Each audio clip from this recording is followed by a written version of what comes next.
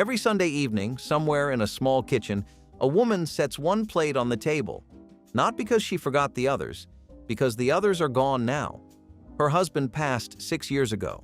The kids live 3 states away, but she still cooks Sunday supper, the way her mother did, the way her grandmother did before that, because some rituals hold a person together when nothing else will. Sunday supper was never about the food alone. It was the one meal that said the week was done, the family was close, and tomorrow could wait. For millions of seniors living alone today, that meaning has not changed, even if the table has gotten quieter. Some go back to the 1940s, pulled from church cookbooks and index cards tucked inside kitchen drawers. All of them were built to comfort one person on a slow evening with simple ingredients and steady hands. Here are 100 Sunday supper recipes for seniors living alone. Those were 100 meals made for a quiet Sunday and a kitchen that still remembers. Not one of them needed a fancy ingredient or a culinary degree. They needed a pot, a stove, and the patience that comes from cooking the same dish so many times your hands do it from memory. Number 25. Killed lettuce. You pulled the leaf lettuce straight from the garden, washed it, and piled it into a big bowl. Then you fried up some bacon, and when the grease was popping hot, you poured it right over the leaves. They wilted down to almost nothing. A splash of vinegar went in next, maybe a pinch of sugar to cut the sharpness. Some families crumbled a hard-boiled egg on top. Others added sliced green onions from the yard. That was the whole supper on a hot night in June. I have talked to people who moved away from the mountains 50 years ago, and killed lettuce is still the thing they miss most. The store-bought kind in a plastic bag does not come close to what came out of that garden.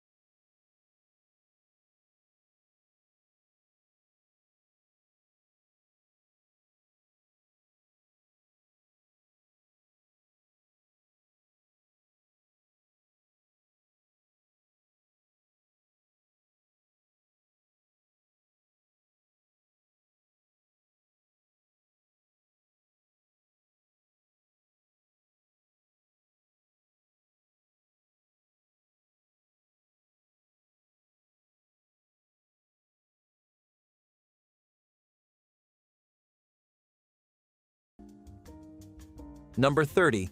Hoover stew. The scuffed enamel saucepan from the back burner came forward for this one, with the dented tin lid rattling once the tomatoes started to bubble. Soup kitchens served it in the early 1930s, and the recipe was so plain that there was no salt, no pepper, and no spice in the original. A package of hot dogs got sliced into coins. A box of macaroni went in dry. A can of stewed tomatoes and a can of corn finished it. The whole supper cost less than a dime per plate during the worst years of the Depression. Grandmothers who lived through that decade kept making it on bad paycheck weeks, long after the soup lines closed. It was the kind of pot you could leave on the burner while you went to lie down for 10 minutes, and it would still be a supper when you came back. Turkey croquettes with gravy were one of those elegant little tricks church ladies knew how to pull off after a holiday dinner. Leftover turkey would be shredded, mixed with a white sauce or mashed potatoes, then shaped into tidy little patties or oblong logs. Some rolled them in cracker crumbs, others used cornflake dust for the coating. Then they were fried to a golden brown and served warm with gravy poured right over the top. These were not everyday meals. They were for after Easter or Thanksgiving, when the bird had been picked clean and the bones had already gone to soup. But nothing went to waste. Not the drippings, not the stuffing, and definitely not the last bits of meat. Church cookbooks from the 1950s and 1960s are full of croquette recipes, especially in regions where thrift and grace went hand in hand. These were also popular with church auxiliary groups and potluck planners who needed something warm, filling, and presentable to serve a crowd. They looked nice on a platter, they reheated easily, and they made a little leftover go a long way. In small towns and church halls, that was always worth something. Mock duck loaf was a staple in many church kitchens when meat was either too expensive or unavailable. Made primarily from textured vegetable protein or seasoned gluten, this loaf was a clever vegetarian alternative that gave congregations a sense of indulgence without breaking budgets. The loaf was carefully seasoned with herbs, spices, and sometimes a splash of Worcestershire sauce to mimic the savory flavors of traditional meatloaf. Its texture was firm but tender, easily sliced for serving alongside mashed potatoes or green beans. While it might sound simple today, back then this dish was revolutionary in offering a meatless main course that could still satisfy hearty appetites. Its popularity grew in times when rationing was common or during Lent when meatless meals were a religious requirement. Church groups often took pride in perfecting their version, sometimes adding a tomato-based glaze on top or folding in bits of nuts and vegetables to add texture and nutrition. This loaf was as much about community spirit as it was about sustenance, a dish that brought people together to enjoy a meal without excess, reflecting the values of thrift and fellowship. Even today, some old church cookbooks treasure this recipe as a reminder of simpler, resourceful times. Tomato aspic is a sort of Jell-O juice hybrid, and no, we're not even going to attempt to justify that one. Picture this: a squishy, gelatinous tomato mass on the plate, glistening as if it is ready for a 1960s cookbook. This dish was the crown jewel of Sunday supper tables for decades, and it came topped with the pièce de résistance, a nice big spoonful of mayonnaise. It wasn't just the texture of aspic that brought the dish to fame. It was a dish that said, "I know my way around a kitchen," because making one required skill. Tomato juice was mixed with gelatin and the right proportion of other ingredients such as Worcestershire sauce, onion, and celery. Once prepared, it was portioned like a cake and could be eaten as a first course or as an accompaniment.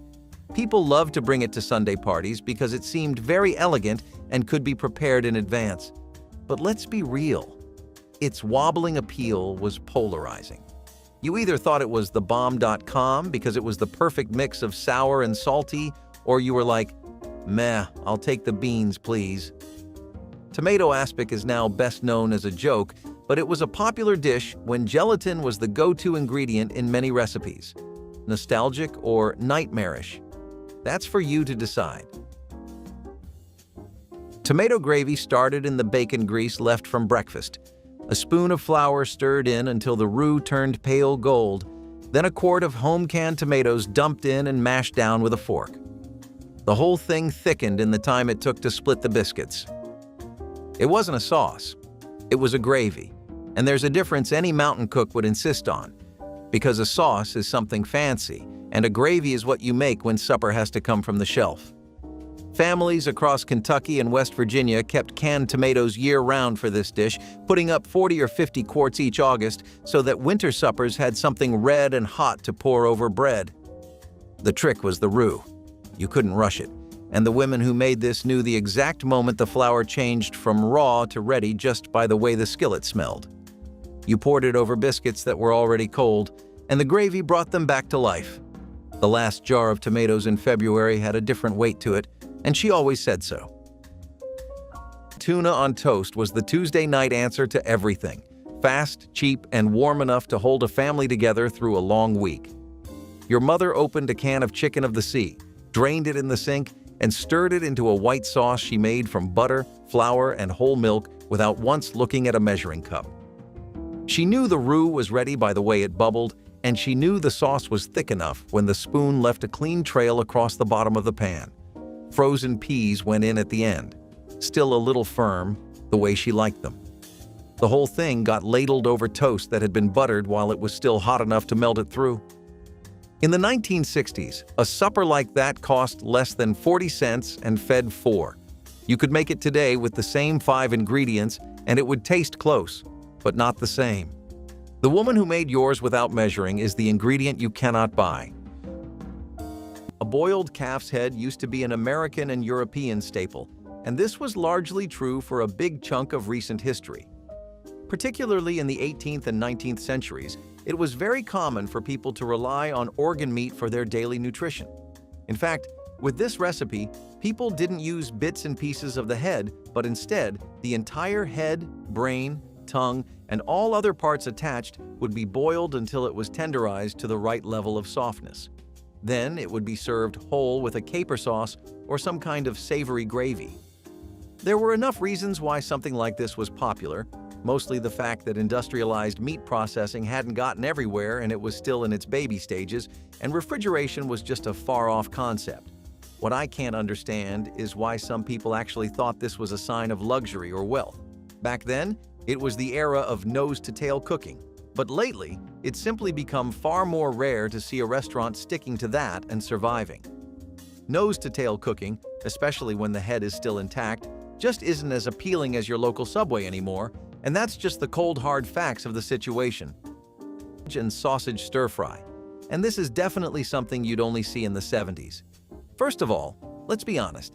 How many Gen Z or Gen Alpha kids do you know that would genuinely ask for cabbage stir-fry for lunch?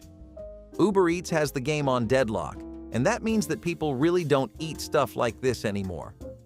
Back in the 20th century, though, it was possible for something like cabbage to rise to stardom and even stay at the top and maintain a chokehold on people's diets. Why? Well, that's partially due to the 3-decade-long period filled with 3 history-defining disasters in the 20th century, namely the Depression, the Dust Bowl, and the World Wars. Quite a trifecta, isn't it? Still, that's when cabbage got so popular in America as a cheap and affordable nutrition-filled option that people started to eat it almost non-stop. Adding bits of leftover sausage to the stir-fry gave it a neat little protein element, and that cemented the dish as a rustic 20th century classic for when the going gets noticeably tougher than usual. Another thing that was really exclusive to the 1970s was the country's rediscovered love for casseroles. Things like chicken divan was the queen of creamy casseroles, a dish that somehow made broccoli feel like a luxury. Families would pile cooked chicken and steamed broccoli into a baking dish, then drown it in a sauce made from cream of chicken soup, a splash of sherry, and a heaping handful of shredded cheddar. It was finished with golden breadcrumbs and baked until bubbling. The name made it sound fancy, but it was pure 1980s comfort food, easy, affordable, and surprisingly rich. It could be made ahead of time, frozen, or doubled for potlucks. If your mother was trying to impress dinner guests without working too hard, this was what she made. Kids might have rolled their eyes at the broccoli, but by the second bite, nobody was complaining. The creaminess covered everything. Even if you hated vegetables, you liked this. It was the dish that made your mother feel like she was serving fine dining even when it came out of a can. Number 25. Water gravy on toast. When there was not any milk, butter, or meat left in the house, there was still flour, water, and the drippings stuck to the bottom of a skillet. Your mother scraped those drippings loose, added a spoonful of flour, stirred until it browned, then poured in enough water to pull it all into a thin, dark gravy. She poured it over toast and set it on the table. In the hollows of West Virginia and the mill towns along the Catawba River in North Carolina, water gravy was the meal that appeared when nothing else was left. It didn't have a name in most households. Back then, families called it gravy and bread because naming it would have made it real. Would have meant saying out loud that the week had run dry. A little bacon drippings made it taste richer than it had any right to. 1 skillet, 5 minutes. No pots to wash. That was enough to put something warm in your stomach before bed. Simple food works that way.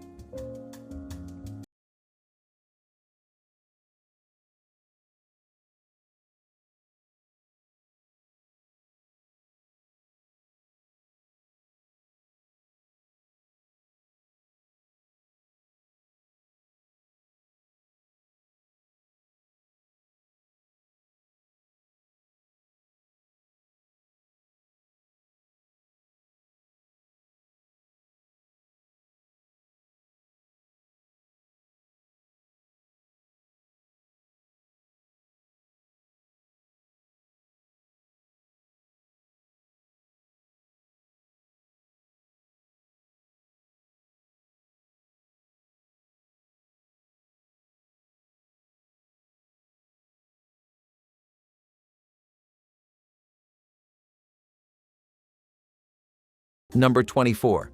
Cornbread crumbled in sweet milk. You took a piece of leftover cornbread, broke it into a tall glass, and poured cold milk over the top. Then you ate it with a spoon. That was supper. It sounds like nothing, but in the mountains of North Carolina and eastern Tennessee, this was what people ate when the real meal had already been served at noon. Dinner was the big meal in the middle of the day. Supper was lighter, and for a lot of families, cornbread and milk was exactly enough. The cornbread soaked up the milk and turned soft, almost like pudding. Children loved it. Old folks still talk about it like it was the best thing they ever tasted. Before I go any further, this one is for the folks who want more old-fashioned recipes like these all gathered in one place. I put together the Vintage Recipe Guide, a collection of the kinds of meals your family actually cooked. You can find it on my website, vintagelifestyleusa.com. I will not bring it up again. If you want it, it is there. Now, back to the list.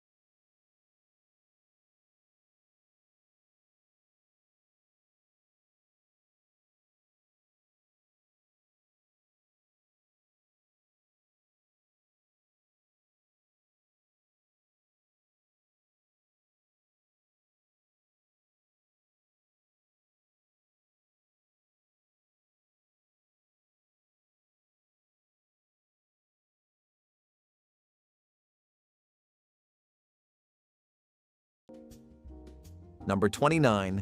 American Chop Suey. New England kitchens borrowed the name from a Chinese restaurant idea and turned it into the cheapest weeknight supper a tired woman could put on a table. The first printed recipe ran in the Alton Evening Telegraph in Illinois in August of 1910, with ground beef, a can of tomatoes, an onion, and macaroni. By the 1950s, Milltown wives in Massachusetts and Rhode Island were cooking it on Friday paydays when the meat budget was already spent. 1 pound of Hamburg browned in her seasoned pan. A chopped onion went in next, then a can of tomato sauce and a box of elbows that cooked right in the same pot. 40 minutes from coat hook to table. The leftovers went into a lunch pail wrapped in waxed paper, and nobody complained because nobody had anywhere else to be. Beef and cabbage casserole was a dish you could smell down the church basement stairs long before you saw it. It started with ground beef browned in a skillet, sometimes with onion or a bit of garlic salt. Then came chopped cabbage, tomato soup, and maybe a sprinkle of rice or elbow macaroni to stretch it.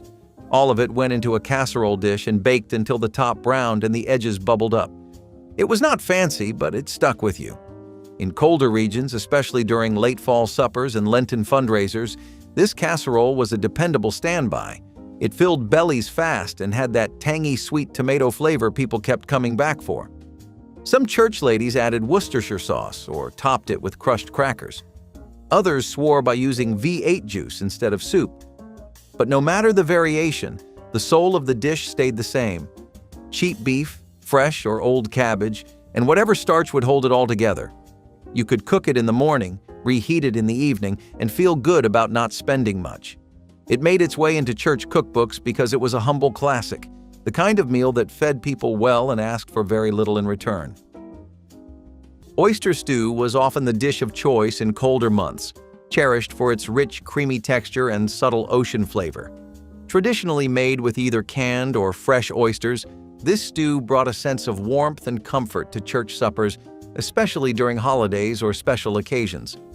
The oysters were gently simmered in a milk or cream-based broth, often seasoned with a bit of onion, celery, and sometimes a dash of nutmeg for depth. This simple yet elegant dish was both affordable and filling, making it perfect for large gatherings. Though oysters might seem like a luxury today, canned oysters were widely accessible and a practical choice for many communities. The stew was typically served with warm, crusty bread for dipping, rounding out the meal. Its creamy richness offered a satisfying alternative to heavier meat-based dishes, especially in congregations that observed fasting or preferred lighter fare. Oyster stew was more than just a recipe. It was a tradition carried across generations, often featured in handwritten church cookbooks passed down as treasured family heirlooms. It represented not only nourishment, but also a shared history of resourcefulness and simple pleasures in communal dining.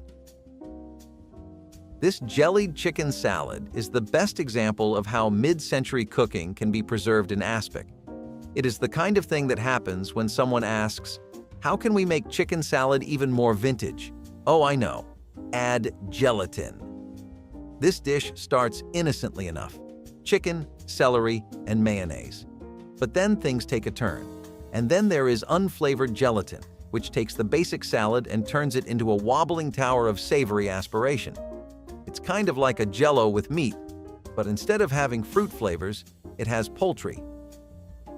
The jellied chicken salad was the highlight of Sunday dinners, which, placed in its mold, was displayed on the table. Why? Because it was associated with elegance, or so home chefs thought at the time. It was cold, very manageable, and ideal for making portions for many people. Also, it went well with crackers or a crisp lettuce leaf for that extra special gourmet look. It may not be photogenic today, but jellied chicken salad was at least functional in its context. The gelatin helped to preserve the chicken, and because the meat can be molded easily, it was perfect for potlucks and buffets. Today's people may not fancy it, but there is no doubt that this dish is innovative. It is a relic of a time when people were obsessed with gelatin and a fun conversation piece for anyone willing to attempt it. Fatback had no glamour. It was the part of the hog nobody else wanted. Pure white fat, salted and stored in a crock. But in Appalachian kitchens from the 1930s through the 1960s, it was the engine of every meal. You sliced it thin, laid it in a cold skillet, and let it render slow. By the time the slices went brown and rigid at the edges, the pan was full of clear golden fat worth more than the meat itself. The crackling slices got eaten, salty, crunchy, intensely porky, but the drippings went into a jar by the stove that was never empty if the family was doing all right. A half-pound of fatback cost a few cents at the company store in coal towns across West Virginia and eastern Kentucky, and it seasoned every pot of beans, every skillet of greens, every pan of cornbread for a month. You didn't measure. You poured until the color looked right, and if you had to ask what that meant, you hadn't spent enough time watching. The jar by the stove was the first thing to disappear when the next generation moved to town. Nobody in the house called it American goulash. It was just the skillet or that macaroni thing or whatever name your family gave the one-pan supper that showed up every other Thursday. Elbow macaroni, ground beef browned with onion, a can of stewed tomatoes, and sometimes a handful of whatever cheese was getting hard in the back of the refrigerator. In New England, they called it American chop suey, though it had nothing to do with anything Chinese. In the Midwest, it was just goulash, though a real Hungarian cook would not have recognized a single thing about it. The secret was the stewed tomatoes. You used Del Monte or Hunt's and you never drained them because that juice was your sauce. The pot sat on the stove and kids served themselves seconds and thirds. Nobody plated it, nobody garnished it, nobody called it a recipe. It was just what you ate on the nights nobody had time to think. Stuffed beef heart actually is as weird as it sounds. An entire beef heart had to be cleaned and stuffed before the dish was a meal, and while this might sound like some rich person's hobby, just collecting beef hearts to cook, it was actually a frugal meal. The heart was a very tough organ. It was covered by hard muscle and tissue that just made it very undesirable for customers and butchers alike. Most shops would discard it or sell it at a fraction of the price they were selling other things. Hence why a lot of people took to this, not out of a craving for beef heart, but just so they could stretch their paycheck a little longer. Again, nose-to-tail eating did decline, but even then, this is just as extreme as a calf's head. Why do we have to eat either the head or the heart? You tell me. Either way, I'm glad that this is out of style because I genuinely cannot imagine what I would do if I visited someone's palace and they served me a heart stuffed with cabbage, lettuce, and onions. Like, that's scary. Like, hot dog casseroles are just proof of this all around. But really, you had a casserole for just about every fruit, ingredient, and meat you had ever heard of. The deal with this one is that it was a cheap casserole and a super beginner-friendly one. Seriously, your nephew could make this if you gave him honest instructions and believed in him enough. I mean, what really is there to do? You just take the pasta and the hot dogs, layer them casserole style, and pop them in the oven. Bam, you're done. And now you have enough food to either share with the family twice over or enough to last you the entire day and then some. Casseroles were super easy to make, convenient, and usually affordable, but could be made with super fancy ingredients if you were feeling like pushing your wallet and could fit just about any taste palette in the entire country. That made them pretty damn hard to beat. Plus, the 70s was known for being a massive return-to-work culture and the grind lifestyle for a lot of Americans, so the need for big, easy, and simple dishes was major. Nowadays, there are a lot of convenient apps and services to do that for you, so there's no need to bother with things like casseroles every other day. Despite what I just described about the 70s with casserole, you gotta believe me when I say something like beef stroganoff took a hard left turn in the 1980s, and nobody was mad about it. The hamburger helper version was the most famous, but even homemade versions started borrowing from that quick and easy formula. Instead of strips of steak, you had ground beef. Instead of slow simmering, you had a one-pan, 15-minute meal. The creamy sauce, made from sour cream and mushroom soup or packet mixes, was poured over wide egg noodles and stirred until it looked just right. Thick, glossy, and beige in that oddly comforting way. It did not pretend to be authentic. It just wanted to get dinner on the table. This was a working parent's dream. Minimal prep, affordable ingredients, and flavor that punched way above its weight. Kids loved it. Adults loved it. Even picky eaters could get behind those silky noodles coated in savory cream. If you grew up in the 1980s, this was the taste of a weeknight. The clink of forks on Corelle plates, the hum of a kitchen lit by a single overhead bulb. It was warm, familiar, and deeply satisfying. Number 24. Cornmeal mush with milk. A pot of water, a cup of cornmeal, a pinch of salt. Stir it until it thickened. Pour it into a bowl with warm milk over the top and a thread of sorghum if you had it. That was supper. In farm communities across southern Indiana and the hill country of southern Ohio, cornmeal mush appeared on the table 3 or 4 nights a week in lean seasons. A pound of yellow cornmeal cost 8 cents in 1963. A family of 5 could eat for under a dime. What most people do not know is that leftover mush was sliced cold the next morning, fried crispy in the same skillet it was cooked in, and eaten with syrup for breakfast. Nothing was wasted. The pot was rinsed, not scrubbed. The cornmeal cooked right down to the bottom would flavor the next batch. That was the whole recipe, and it stretched across 2 meals.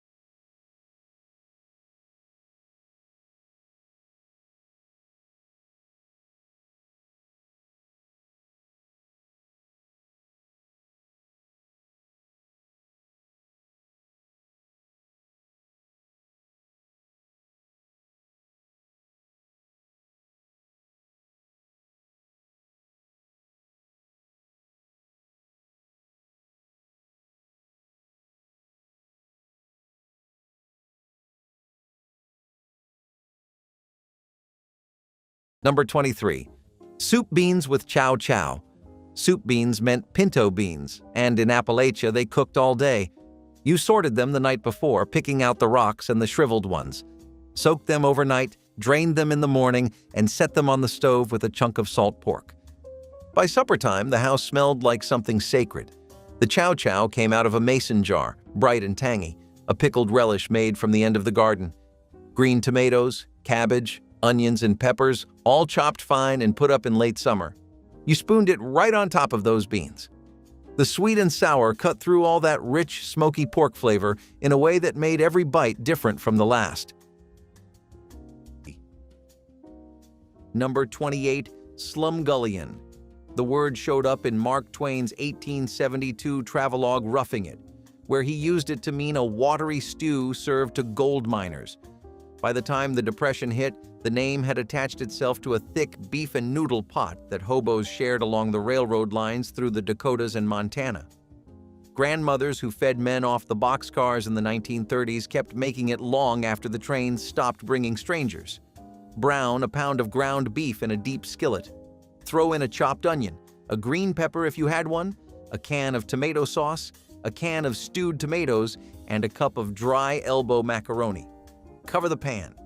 Walk away for 20 minutes. Some families called it American goulash. Some called it just supper. The name moved with the people who carried it, and the recipe stayed almost the same from Pennsylvania to the Pacific. It was the supper a woman could put together with one hand on the spoon and the other on a child's shoulder. Mock chicken legs, often called city chicken, were one of the more creative illusions that came out of old church kitchens.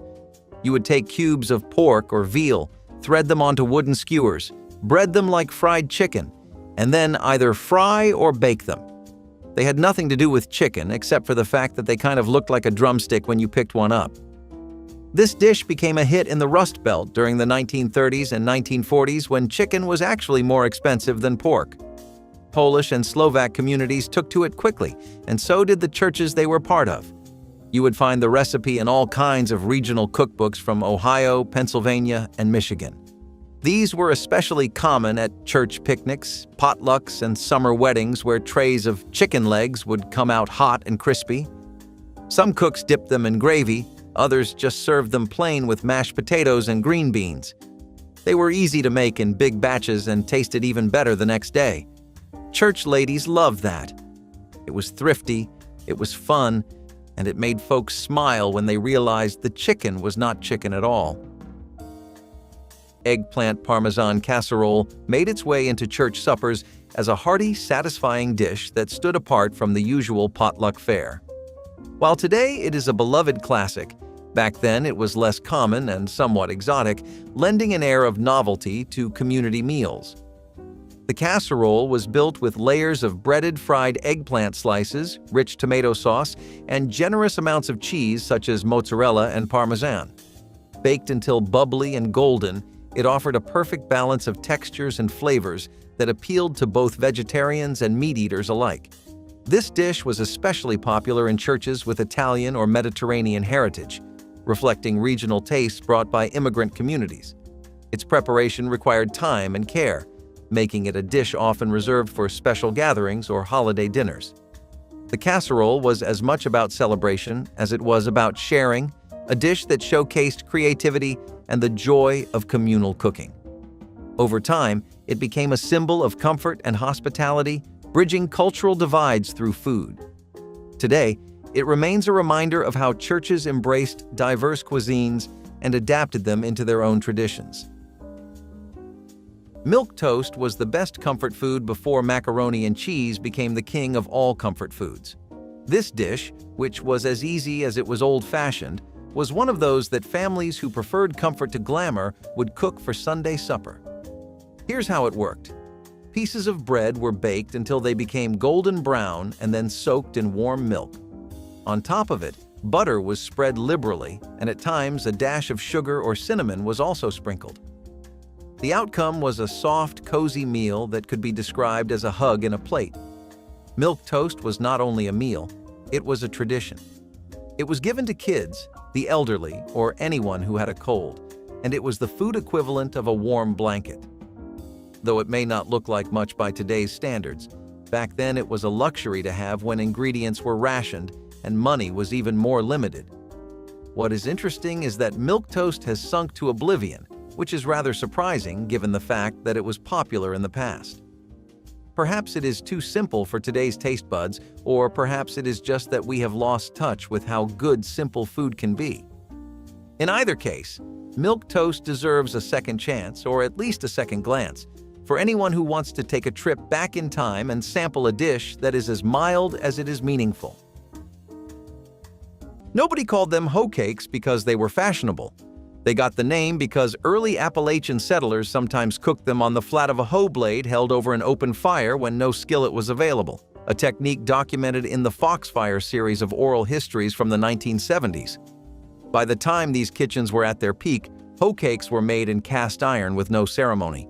Cornmeal, a pinch of salt, enough water for a pourable batter, dropped onto a hot greased skillet in silver dollar rounds and cooked until the edges went lacy. They were done in under 10 minutes.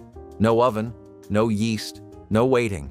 You could make them while the beans simmered and have bread on the table before the pot was ready. Some cooks added an egg. Most didn't. They used what they had, which was cornmeal and bacon grease in a hot pan. Younger generations grew up thinking cornbread always came from a box and always baked in the oven. So the knowledge of making bread on a stovetop with nothing but cornmeal and heat slipped away quietly, without anyone choosing to let it go. Welsh rarebit turned a few slices of bread and a block of sharp cheddar into something that felt almost like a real sit-down dinner, and it took less than 15 minutes from stove to table. Your mother grated the cheese by hand, melted it slow in a saucepan with a splash of milk, a spoonful of dry mustard, and a few shakes of Worcestershire sauce until it went smooth and glossy. That golden sauce got poured thick over toast that had been browned under the broiler, and the whole house smelled like a pub kitchen, warm and sharp and rich. The dish had roots going back to 18th century Wales, where it was called cos poby, toasted cheese, and it crossed the Atlantic as a tavern supper before American mothers claimed it for weeknight duty. Despite the name, there was never any rabbit in it. Just cheese, bread, and the kind of quick thinking that turned almost nothing into a meal that everybody cleaned their plate for. Spam and lima bean casserole is every bit the atrocity it sounds, and it's one of the worst things we've ever done as a country with Spam. A salty and processed pork product that was supposed to make life a lot more convenient for everyone wasn't supposed to be used like this, and I'm glad we can agree with that. Mostly. The middle of the 20th century was a scary time because it was wrought with economic strife. Your neighbor could genuinely ruin your entire week with one of these, especially because this was supposed to be a budget-friendly meal for families. Lima beans, cream sauce, and breadcrumbs or cheese. Who could possibly think that was a good idea? Spam just used to be so available that people were making anything, and the middle of the 20th century was also a time when casseroles were slowly reviving and fusion food was slowly beginning to take off too. But this isn't the direction you go in, and I'm glad people left this in the last century. It's still not as bad as the next one, though. No, very few things on this list are as bad as this one. Like zucchini fritters was also at the forefront of the entire decade. That's the thing about the 70s. It's just got so much going on that you can't box it into any single trend or sentiment that was spreading like wildfire. I mean, sure, there was an immense crowd that deeply preferred casserole-style dishes, and they stuck to that belief hardcore, but there was also a big chunk of America that was tired of the high-calorie, high-prep lifestyle of making big dishes that would last you a while. They wanted to switch to greener food that would help keep them lean and food that would also work with the party culture that was getting so popular during the 70s. People wanted bite-sized snacks they could gobble up when they were tipsy at parties, not big banquet dinners they had to sit down for and really make space for. Lots of people were treating eating as an excuse to socialize and go out, instead of finding genuine new food or eating for sustenance like in the first half of the 20th century. Again, disrespecting an icon has never been my scene, but tuna noodle casserole was either your favorite or your nightmare. But either way, it showed up often and meant you were home. The formula never changed. Egg noodles, canned tuna, frozen peas, and cream of mushroom soup all stirred together and baked until hot and thick. The finishing move? A crunchy crown of crushed potato chips, sometimes cornflakes, always something salty and golden. It came in a square dish that seemed bottomless. You would scoop out a portion and find yourself going back for more because it was weirdly addictive. Cheap, filling, and shelf-stable, it became the undisputed champion of weeknight meals for families trying to stretch $1. Some versions added chopped celery or onion. Others stayed true to the original, built on cans and carbs. It was a casserole that smelled like your grandmother's house. It could feed a family of 6 on pennies. And it tasted like a relic of a time when everything came from the pantry and nobody cared if the tuna was fancy. Number 23, dried corn soup.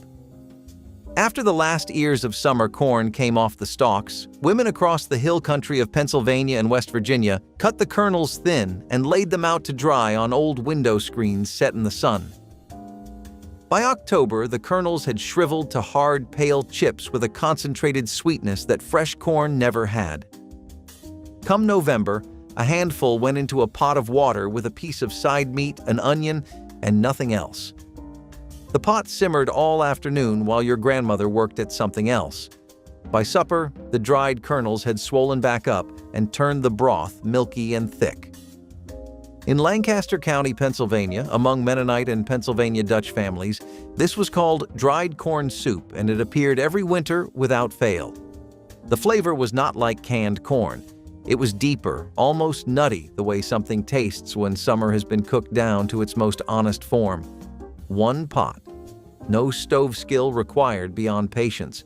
The women who made it were alive to the fact that summer did not last. They made it last anyway.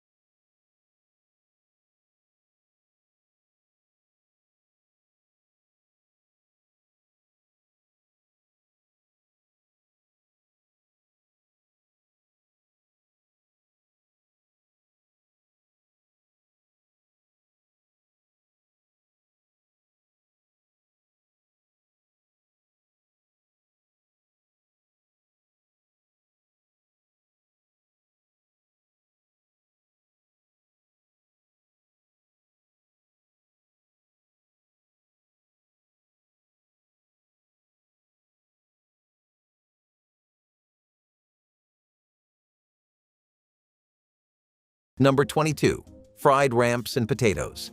Every spring when the snow melted off the north-facing slopes, the ramps came up. They grew wild under poplar trees in the rich bottomland, and people dug them by the sackful. The smell was somewhere between garlic and onion, but stronger than both. You sliced the bulbs thin, chopped the green tops, and fried everything in a cast iron skillet with diced potatoes and bacon grease.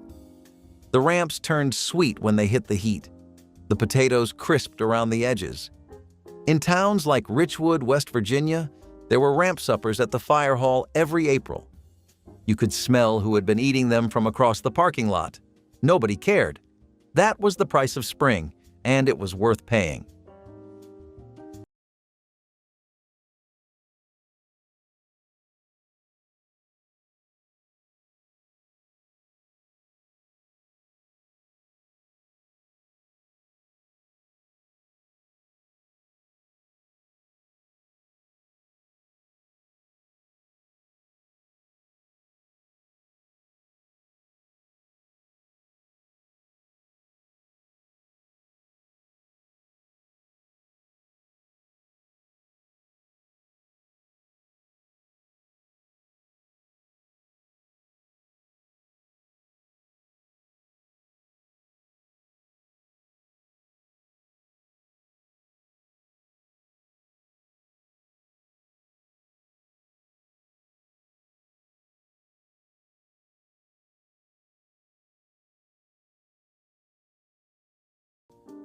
Number 27, cream-chipped beef on toast. The Army called it SOS, and the polite version of what those letters stood for was same old stuff. The recipe was published in the official Army Manual TM10-412 in August of 1944, near the end of the war, after the cooks at base mess halls had been making it for a decade. When the boys came home in 1945 and 1946, they wanted it on Sunday mornings, and their wives learned to make it in the skillet on the back burner. A jar of dried beef from the grocery, a spoonful of flour, a slick of butter melted slow, and a careful pour of milk into the pan. It thickened in 5 minutes. Spoon it over a piece of toast, and that was the cheapest hot supper a young couple could put on the table in a post-war kitchen. Veterans called it the taste of coming back. Ham and noodle skillet was the kind of meal that came together in a single pan on a busy Wednesday night before choir practice.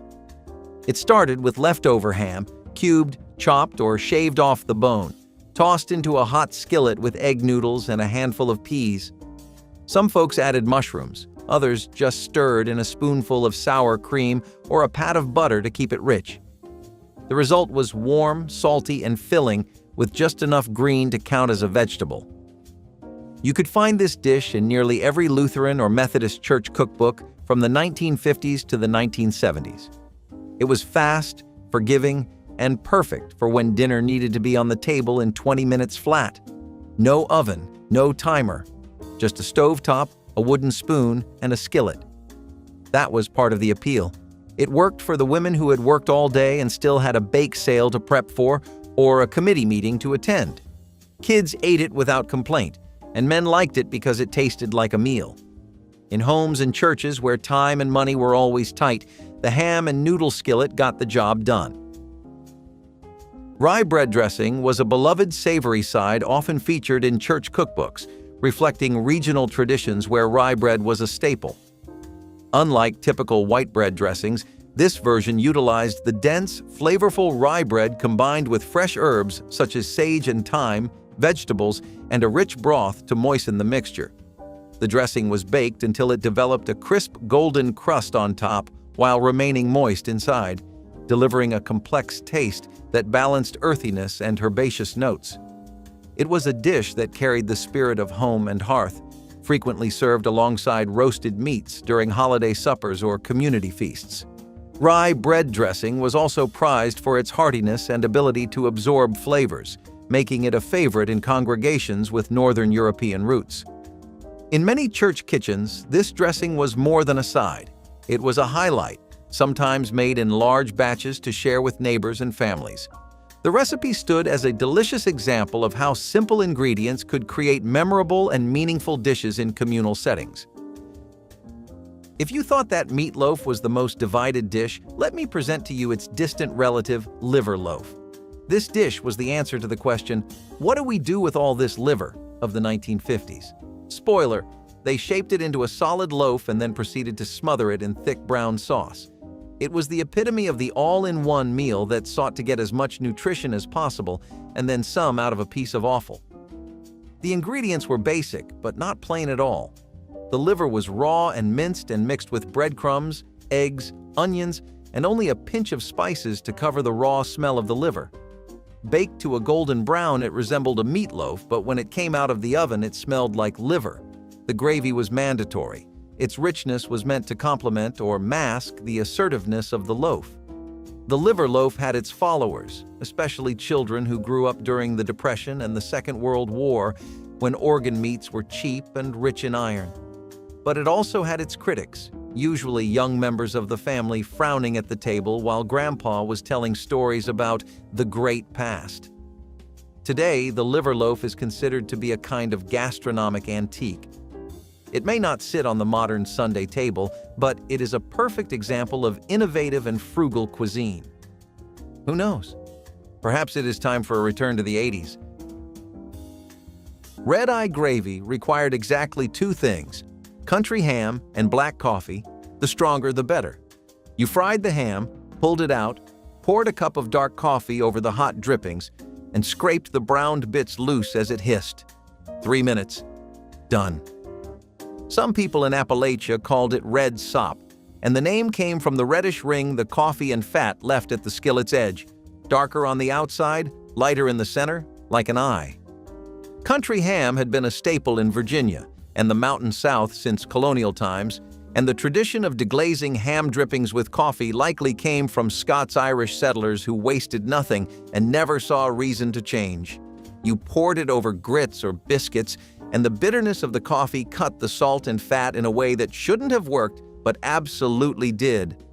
But the quick suppers didn't end with ham. Beneath all that smoky pork lay a whole world of mountain resourcefulness, where garden scraps and foraged food and vegetables nobody else wanted carried as much weight as any cut of meat. The first frost came fast in the mountains and killed whatever was still green overnight. If Welsh rarebit was toast dressed up, eggs goldenrod was toast in its Sunday best. Simple enough for a child to eat and pretty enough that your mother took a quiet pride in serving it. She hard-boiled the eggs, separated the whites from the yolks, chopped the whites into small pieces, and folded them into a white sauce she made in the same pan she used for everything. That creamy mixture went over buttered toast, and then, the part that gave the dish its name, she pressed the bright yellow yolks through a sieve so they fell like golden dust over the top. The dish was named for the goldenrod wildflower, and in certain Catholic households through the 1950s and 60s, it showed up nearly every Friday when meat was off the table. It cost almost nothing. It fed the whole family. And the woman who made yours probably learned it from her own mother, who learned it from hers, none of them ever writing it down because there was nothing to write.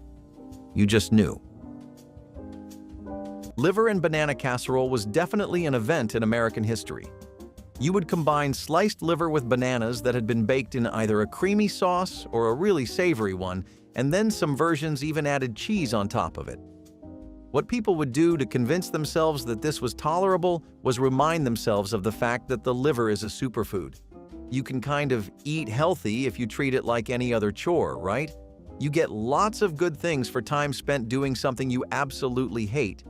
Typical job experience, right? Not even that kind of practical rationale could help this dish. A lot of people immediately realized this was an absolute catastrophe that should not ever see the light of day.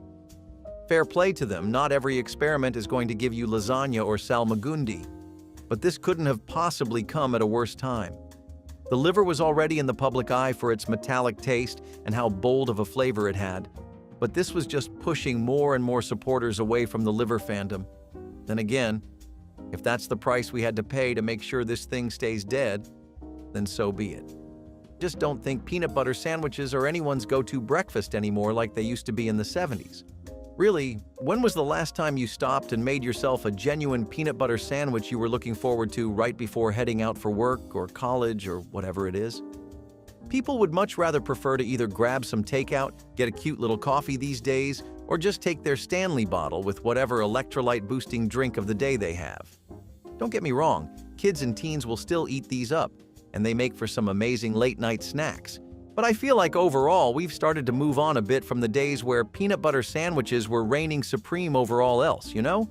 But hey, if you feel differently, please make that known in the comments. French bread pizza was not just a meal, it was an event. Every kid in the 1980s knew the thrill of seeing a halved loaf of crusty French bread slathered in red sauce, buried under gooey mozzarella, and dotted with slices of pepperoni or whatever toppings you had on hand. It baked quickly, smelled incredible, and had just the right amount of crunch and chew. It felt fancier than frozen pizza, more fun than takeout, and more customizable than anything else in the freezer. The sauce came from a jar, the cheese came from a bag, and the bread came from the bakery rack at the supermarket. But when it all came together, it felt like magic. Parents loved it because it was cheap and fast. Kids loved it because it felt like something made just for them. No one argued over slices because everyone got their own half. It was a Friday night tradition, a birthday party standby, and a backup plan for when real dinner plans fell through. It may not have been elegant, but it was full of joy. Number 22, tomato gravy on biscuits. When the garden exploded with tomatoes in August and there was nothing else ready to pick, a woman in rural Tennessee or the upland counties of Georgia made tomato gravy.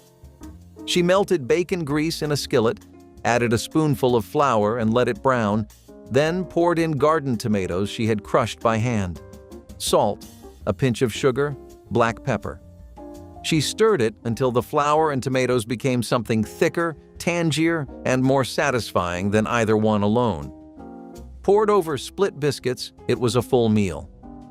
By mid-September, when the tomatoes were coming in faster than they could be canned, families ate this 4 or 5 nights running. It did not feel like poverty food when the tomatoes were that ripe. It felt like the best time of the year. Healthy, filling, free from the garden. Appalachian communities still make tomato gravy today. They don't call it poverty food. They call it summer.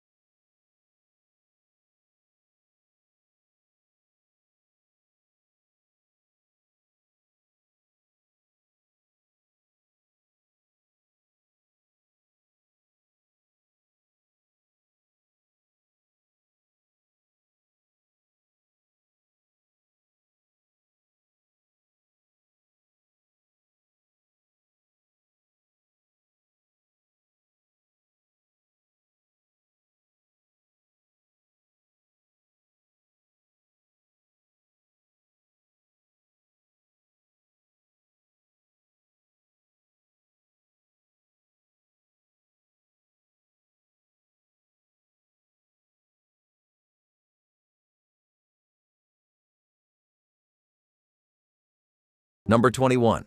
Half-runner green beans simmered with a ham hock. Half-runners were the bean of choice across the southern mountains. Not quite a pole bean and not quite a bush bean. Somewhere in between with a sweetness that snaps could not touch.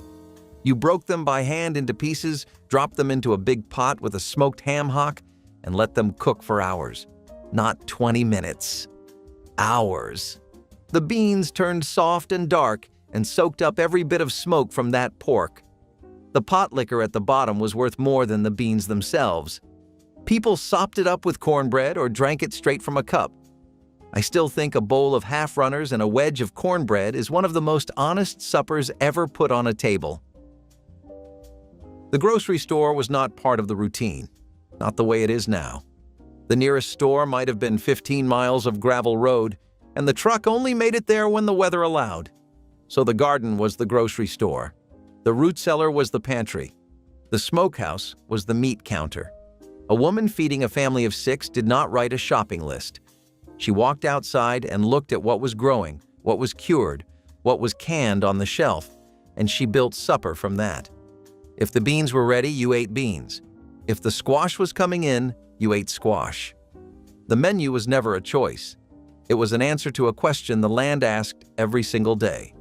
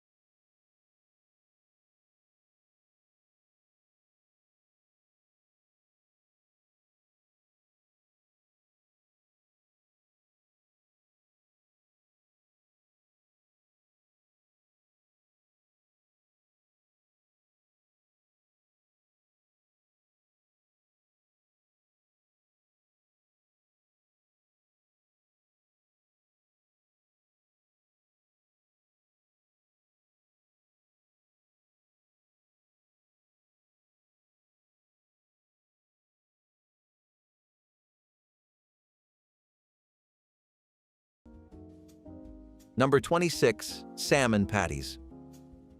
A can of pink salmon sat on the shelf at Piggly Wiggly for under 30 cents through most of the 1950s, and Southern grandmothers bought 2 at a time. Open the can, lift out the bones if you cared to, mash the rest right into a bowl with 1 egg and a sleeve of crushed saltines. Patty them up with your hands. Heat a slick of bacon grease in her seasoned pan until it shimmered.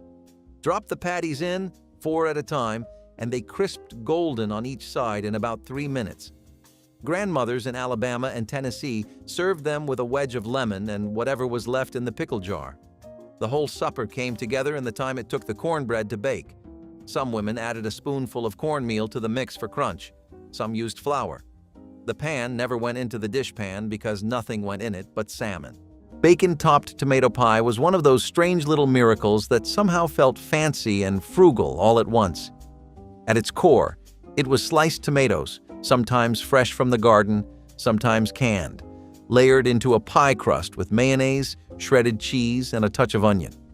On top went a lattice or crumble of bacon, the kind you saved and froze in wax paper until you had enough. Then it baked until everything melted together in a warm, bubbling mess that smelled like Sunday supper. This dish was especially beloved in Southern church cookbooks, where tomatoes were plentiful and bacon was considered a sacred ingredient. Women's auxiliaries made it for luncheons, potlucks, and summer picnics when it was too hot to cook anything heavier. It walked the line between a side dish and a main course, good enough to carry a meal if needed.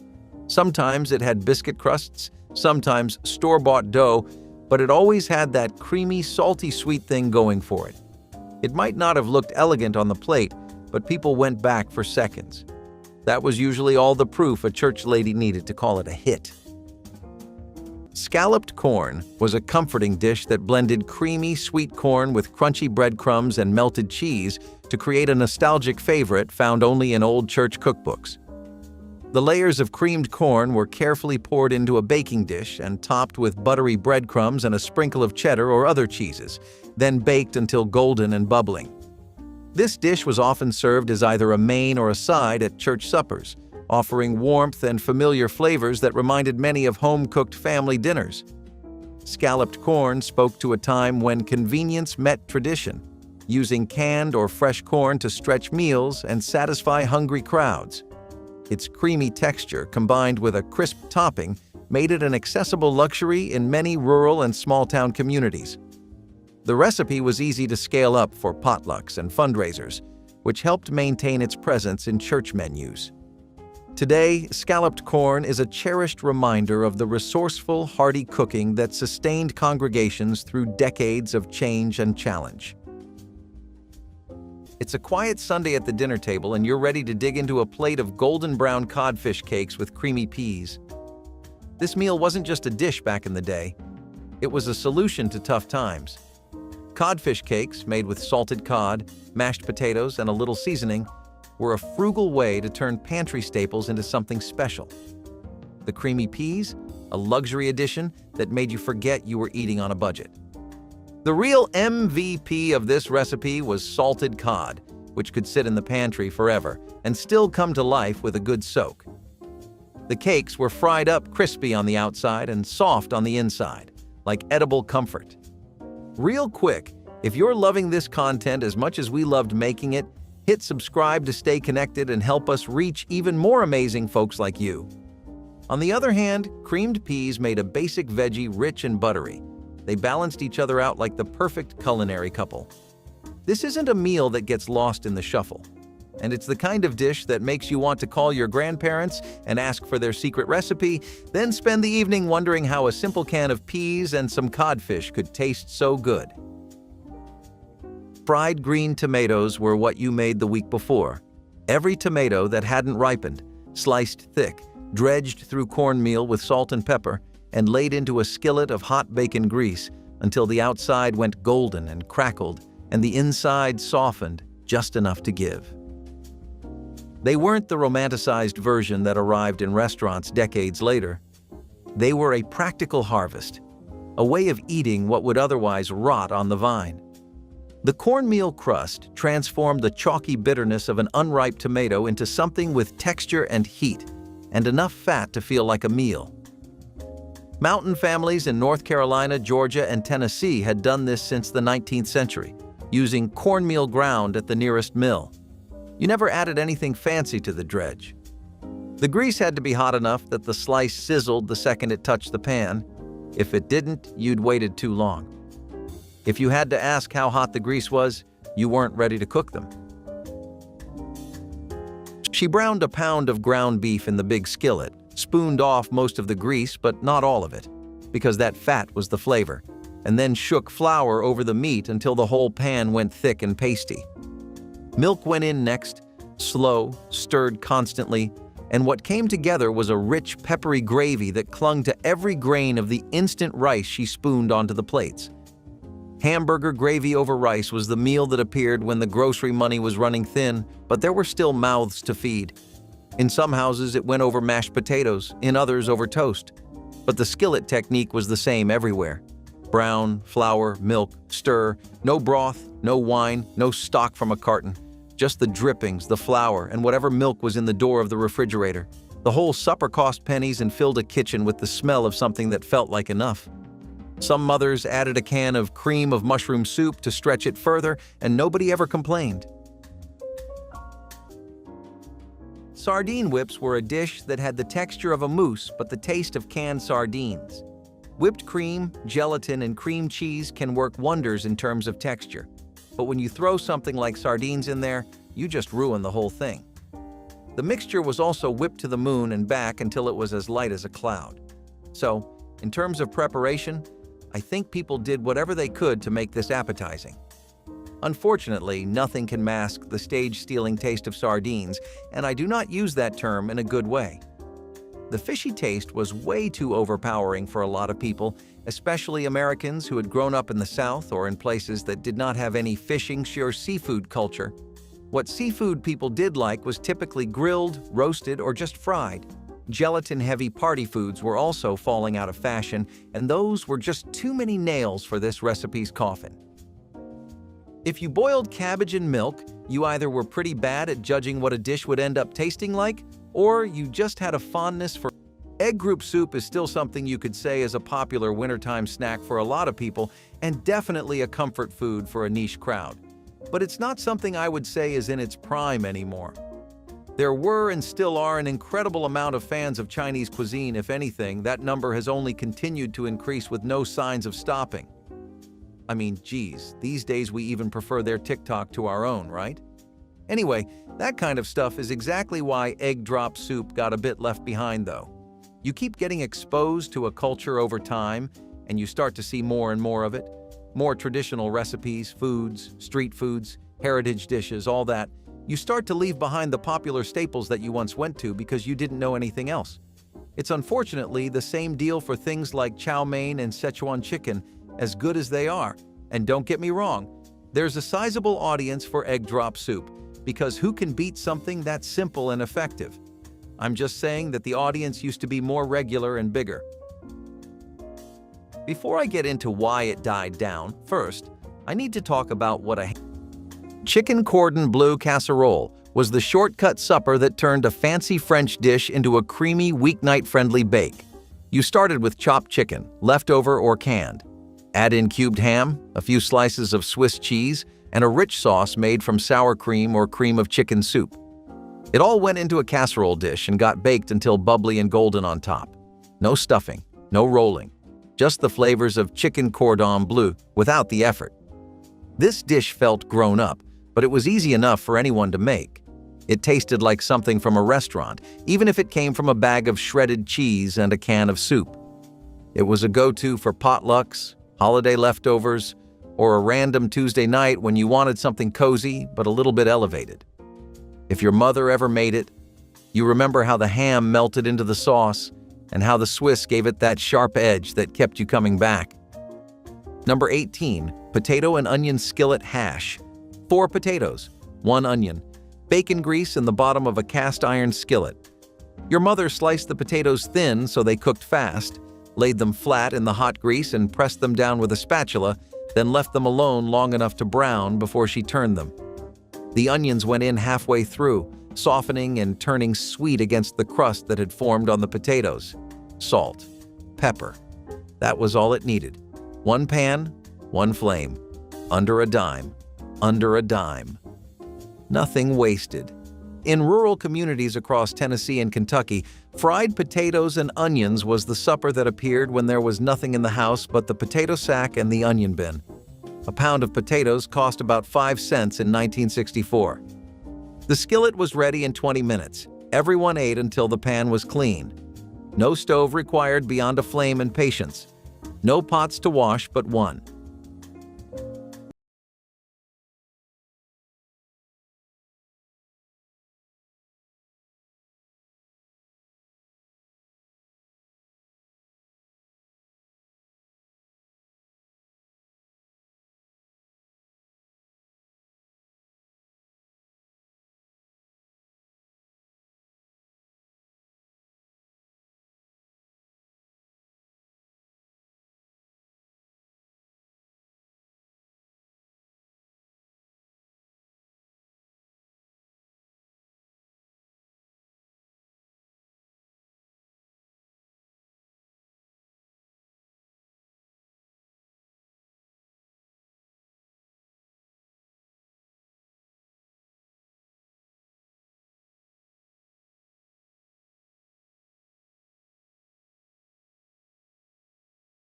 Number 20. Cracklin' cornbread with a mess of greens. When a hog was butchered in late fall, nothing went to waste. The skin and the fat were cut into small pieces and rendered in a big iron pot over an open fire. What came out were cracklings, golden brown nuggets of pork that were crispy on the outside and impossibly rich on the inside. Those cracklings went straight into the cornbread batter. You mixed your cornmeal with a little flour, buttermilk, an egg if you had one, a pinch of soda, and a generous handful of those cracklings. Then you poured the batter into a screaming hot skillet greased with lard and baked it until the top cracked and the edges turned dark brown. That cornbread was heavier than the regular kind, saltier, with little bursts of pork flavor in every bite. You could hear the cracklings crunch when you bit down. On the side, there was always a mess of greens. Turnip greens, mustard greens, creasy greens, whatever was growing along the fence or in the garden. You cooked them low and slow in a deep pot with a piece of smoked jowl and a splash of vinegar. They cooked down to a fraction of their original size. A whole bushel of raw greens barely filled a serving bowl. You tore off pieces of cornbread and dragged them through the pot liquor pooled on your plate. The combination worked because the cracklings brought salt and fat and crunch, and the greens brought iron and bitterness and depth. One without the other was fine. Together, they were something worth sitting down for.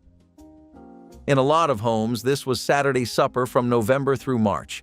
The cracklings made that cornbread feel like a feast, even when there was not a single other thing on the table.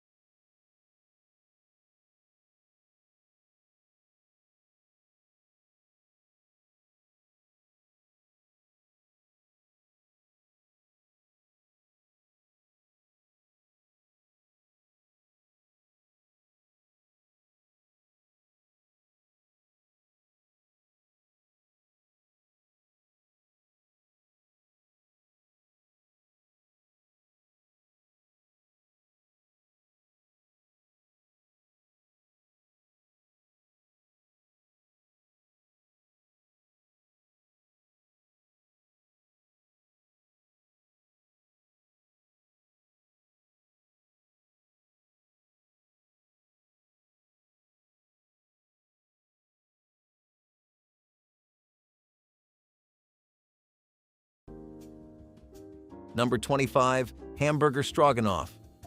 The real Russian dish needed sirloin tips and good wine, and almost nobody in a small American town in 1956 had either one. So the grocery aisle version showed up in the Betty Crocker recipe cards and on the back of the cream of mushroom soup can, and grandmothers in Iowa, Kansas, and Pennsylvania adopted it inside of one summer. Brown a pound of ground beef in her iron pan. Stir in a chopped onion until it turned glassy. Pour a can of cream of mushroom soup right into the meat. Add a spoonful of sour cream from the cardboard tub.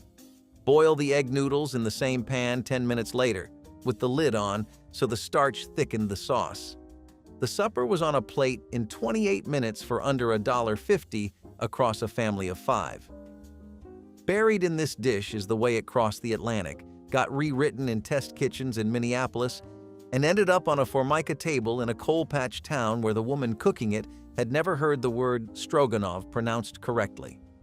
The recipe she pulled from a drawer was clipped from the back of a soup can in 1958, and the soup can grandmothers of the late 50s through the early 70s kept that clipping in a tin recipe box on top of the icebox. The dish stayed cheap because the soup was cheap. The dish stayed quick because she only washed one pan. The dish stayed on the table because the children ate it without asking what was in it, and a tired woman at the end of a long shift will always pick a supper her children eat without asking. Rice ring with creamed mushrooms was the kind of supper dish that looked like it belonged on a magazine cover, but came from a 5-ingredient recipe in the back of a spiral-bound church cookbook. You would mold cooked rice, flavored with butter and maybe a bouillon cube, into a ring using a bundt pan or gelatin mold. Then you would fill the center with creamed mushrooms made from a simple white sauce and canned or fresh mushrooms sautéed in butter. It held its shape, looked impressive, and tasted warm and earthy. Dishes like this were popular for Sunday socials and women's luncheons, where the goal was to serve something filling that still had a little flair. Church ladies knew presentation mattered, especially when the ingredients were plain. Rice was cheap, mushrooms could be foraged or bought in bulk, and butter made everything feel a bit more special. This was a dish that traveled well, reheated easily, and made just enough fuss to feel intentional without being fussy. You could feed a dozen people without breaking a sweat, or your grocery budget. And if there was any left, it was even better the next day. Chicken divan casserole was a mid-century potluck favorite that found a special place in church supper traditions. This creamy casserole combined tender-cooked chicken with broccoli florets, all smothered in a rich cheese sauce before being baked to perfection. Its appeal lay in its comforting blend of protein and vegetables, making it both filling and nourishing. The dish often included ingredients like mayonnaise or cream of mushroom soup to achieve the desired creaminess, showcasing the popular convenience foods of the time. Chicken divan was especially popular in community meals because it could be made ahead and served warm or at room temperature, ideal for large groups. The casserole reflected a shift towards more elaborate dishes in church cookbooks, incorporating newer food products while still emphasizing affordability and shareability. Its widespread popularity made it a staple on church tables across America, symbolizing the growing influence of convenience cooking blended with traditional values of hospitality and fellowship. Just think about eating fluffy and warm bread and getting a delicious combination of spiced meat and soft cabbage instead. You know, something that is just perfect for comfort food, right? Meat and cabbage pockets were the quiet stars of the classic Sunday dinner that could be eaten with the help of two hands while being warm and enveloped in the embrace of dough. Favorite with farming families and immigrant populations, these tiny morsels offered both cheap and hearty meals for many people, for the cost of $5 or less. The filling was a basic but enchanting mixture of ground beef, onions, cabbage, and a pinch of salt, pepper, and occasionally caraway seeds. It was a hand-rolled dough, which was then folded around the mixture before being baked to a golden brown. These pockets were not only tasty, they were useful. They could be prepared beforehand, warmed up for the second time, or placed into a basket for a picnic. While they may have a cousin in the modern empanadas or pierogies, there was something special about beef and cabbage pockets. These were the main dishes of any family dinner, gone before the Jell-O mold even got on the table. Today, they are a reminder of the past when Sunday supper was a tradition of coming together for a good meal and people. Chocolate gravy is exactly the kind of dish that makes people from outside Appalachia raise an eyebrow until they taste it. In Kentucky and Tennessee mountain kitchens, it was made with cocoa powder, flour, sugar, and water. No milk, no butter, cooked until thick and glossy, then spooned hot over biscuits as a supper that was both meal and dessert, and neither one exactly. The recipe spread through families in the Cumberland Plateau, from women who knew that sugar and starch could fill a stomach as surely as any meat, and that children who refused beans for the third night running would eat without complaint if something sweet came with it. The wider food world discovered chocolate gravy in the early 2000s and called it Southern, but it was Appalachian first, specific to these mountains. Every family made it slightly differently, some using milk, some adding butter at the end, some keeping no written recipe at all. When your grandmother stopped making it, the version she made stopped existing, and the distance between her version and every other version closed to nothing. It was not chicken, and it never had been. City chicken was cubes of pork and veal threaded onto wooden skewers, breaded, browned in a skillet, and baked slow until the meat went tender enough to pull apart with a fork. The dish came out of Polish and Ukrainian neighborhoods in Pittsburgh, Cleveland, and Detroit during the Depression, when chicken was a luxury that only farm families could afford and pork scraps were cheap at the butcher counter. By the 1960s, actual chicken had become affordable, but city chicken had already earned its place on the weekly rotation in Great Lakes households. Mothers kept making it because their mothers had made it, and the taste was nothing like real poultry anyway. It was richer, fattier, and the breading held a brown gravy that you spooned over mashed potatoes until the plate was swimming. Butcher shops in Pittsburgh still sold the pre-skewered meat in wax paper packages through the 70s. If you grew up east of the Mississippi and never heard of it, that is exactly the point. This was a dish that belonged to the families who made it and nobody else. Experimenting. Cabbage and milk stew was this incredibly simple dish that you would make with butter, salt, and a bit of flour for thickening, but it was just that. Simple. Delicious? Good? Palatable? None of those things. The entire idea of this was that it was cheap, healthy, and took no effort or ingredients to make, which meant that it was something that was most popular in rough times. We talk a lot about the resilience of American people through the Depression, but we don't talk enough about how glad they were to leave meals like this behind once their situations improved. Nobody liked the thought of cabbage and milk stew after a long, hard day working and laboring or taking care of the kids and managing the house. The textures were really bad. Boiling cabbage meant that it would release a really pungent aroma. The texture of this was soggy, the taste was sour and bland, and there were just better ways of being healthy if that was your thing, especially with the advent of canning things. Hamburger Helper even is. This was a packaged convenience food product that General Mills came up with in 1971, and it was a big part of their whole Betty Crocker shtick. The idea was to make something out of a pound of ground beef, and despite the name, there's no hamburger ingredients besides the beef. You had a box with dried pasta, rice, and a seasoning mix. It actually became a big thing in the 70s because it became a symbol of processed food and was one of the most popular packaged products in the nation. On the other hand, it is definitely something I would say is entirely nostalgia-driven now. Hamburger Helpers are still available, and they're a convenient meal to go for. Don't get me wrong, but the days of its trends are dead in the water and in the past now. People would go out in droves to get a fix of a Hamburger Helper back in the 70s, and this was a very much socially expected thing to do, by the way. Like, you know how your friends call you for a round of Chipotle and gossip?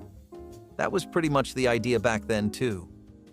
The things that did this bad boy in are movements like the health-conscious trends that were constantly spreading over America. Lots of people were in favor of healthier, smaller, and leaner meals made using canned food, and their argument was that the national rise of fast food, fusion food, and street food was really just doing a number on everyone's guts. On the other hand, convenience culture really has outpaced dishes like these in longevity, at least. For reasons like these, it's hard to find a good Hamburger Helper, and even harder still to find someone who still swears by them.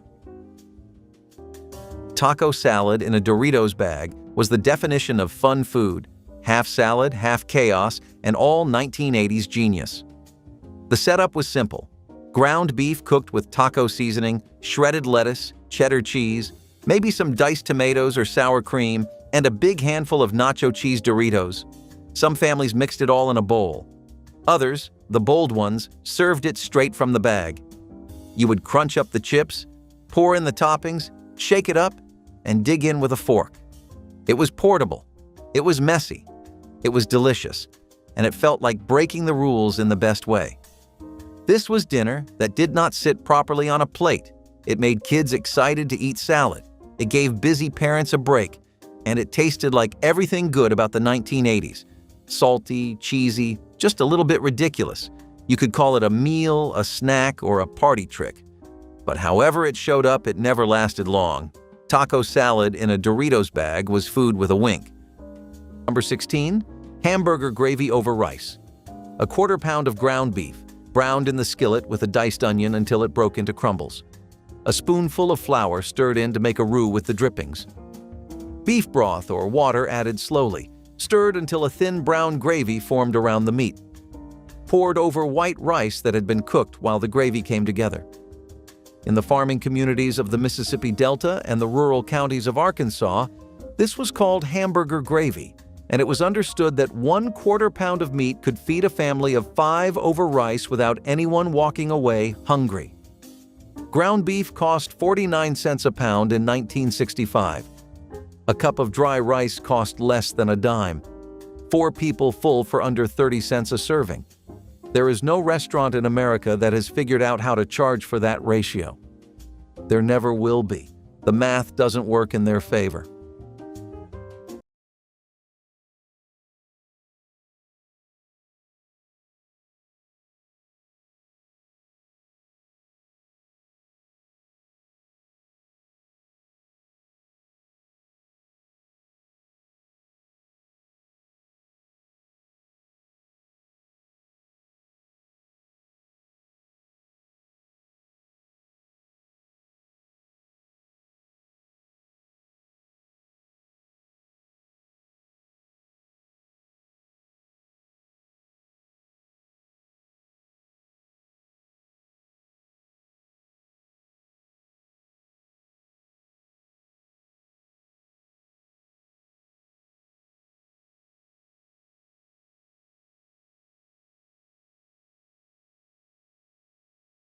Number 18. Brown beans and fatback. Brown beans were not the same as pintos. They were smaller, darker, and they had a deeper, earthier taste. In parts of Virginia and North Carolina, brown beans were what people grew because pintos did not do well in that particular soil. You cooked them the same way: sorted, soaked, simmered all day with a thick slab of fatback buried in the pot. Fatback was pure pork fat, no meat on it at all, scored with a knife so the salt could seep into the beans. By evening, those beans were so soft they fell apart on the spoon. You served them in a bowl with a wedge of cornbread, and that was supper. The taste was earthier and deeper than pintos, and the people who grew up on brown beans will tell you they are the superior bean without hesitation.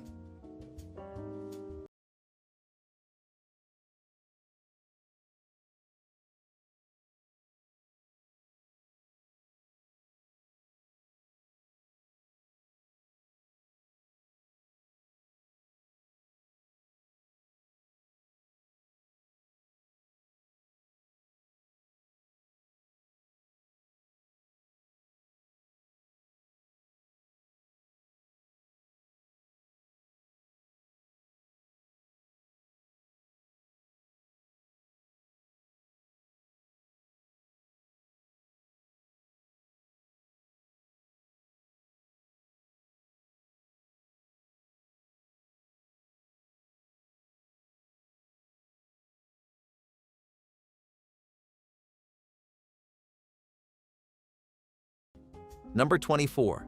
Tuna noodle skillet. The pantry version came together in one pan on top of the stove. No oven, no second dish, no extra rinse. Boil a handful of egg noodles right in a wide pan with 2 cups of milk and a knob of butter. When the noodles softened, in went a drained can of chicken of the sea, a can of peas from the cellar shelf, and a fistful of crushed potato chips on top for what 1950s women called the topping. Lid on for 2 minutes, then straight to the table. Grandmothers in church basements served the casserole version on Wednesdays, but the weeknight skillet version was what tired wives in post-war suburbs actually cooked when the husband came home from the factory at 6 and the children had baths at 7. Cheesy spinach squares were what you made when you wanted to sneak something green into a potluck plate without getting too many complaints. You would mix chopped spinach, frozen or fresh, with eggs, shredded cheddar cheese, and a little flour and baking powder to bind it all together. Then it was poured into a baking dish, cooked until firm, and sliced into neat little squares. They were good warm or cold, which made them perfect for women's circles, bridal showers, and youth group meetings where you could not count on an oven being available. The flavor was mild but rich, and the texture fell somewhere between a quiche and a savory brownie. These squares were especially loved by the women who brought them because they were just so easy. No crust, no fuss, just a big mixing bowl and a square pan. They showed up in dozens of church cookbooks from the 1960s and 1970s, often with hand-scribbled notes in the margin like "add nutmeg" or "great with hot sauce." You might not think of spinach as a crowd pleaser, but when it came baked with cheese and egg into a tidy little square, it sure had a way of disappearing fast. Baked salmon loaf was a classic fish-based entree that appeared frequently in old church cookbooks, prized for its ease of preparation and satisfying flavor. Made by combining flaked canned or fresh salmon with breadcrumbs, eggs, and seasonings, the mixture was shaped into a loaf and baked until firm and golden.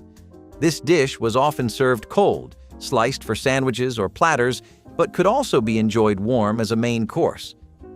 Baked salmon loaf offered a practical way to stretch limited fish supplies while providing essential nutrients, fitting well with the frugal mindset of church kitchens. The loaf was usually accompanied by simple sauces such as tartar or lemon butter to enhance its taste. It was a popular choice during Lent or other fasting periods when meat was avoided, ensuring congregations could enjoy hearty meals without breaking religious observances. Baked salmon loaf remains a nostalgic reminder of the adaptability and creativity found in communal cooking traditions. Yes, pork cake is as literal as it gets and as strange as it sounds. No, it's not a dessert. Imagine meatloaf and fruitcake got together and decided to create something truly unforgettable. a rich, meaty bread containing pork and spices, slightly sweet. Pork cake was a Sunday dinner in the South, the sort of dish that made your neighbors look at you funny and your relatives beg for the recipe. The name was as unusual as the ingredients used in preparing the food. In a bowl, ground pork was combined with breadcrumbs, eggs, and spices such as cloves and nutmeg. Some recipes even contained a hint of molasses or brown sugar to give an extra hint of sweetness to the savory. The loaf was baked until firm and then sliced and served with gravy, or for the more adventurous, a side order of applesauce. You must be wondering why anyone would go to the trouble of making a pork cake. Well, it was a good means of extending meat since one could only afford a small piece of meat, but had enough beans to make it go around. Besides, it was very spicy, which was quite different from the usual meatloaf that I am used to eating. It was filling, surprising, and, to be quite frank, peculiar, but peculiar in a good sort of way. Today, pork cake has nearly vanished from tables, but remains in the recipe books of those who enjoy retro foods.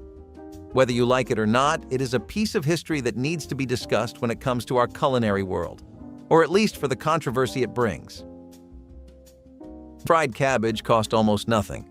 A full head fed a family of 5, and the only other ingredient was salt pork, which was the cheapest cut at the smokehouse or the company store.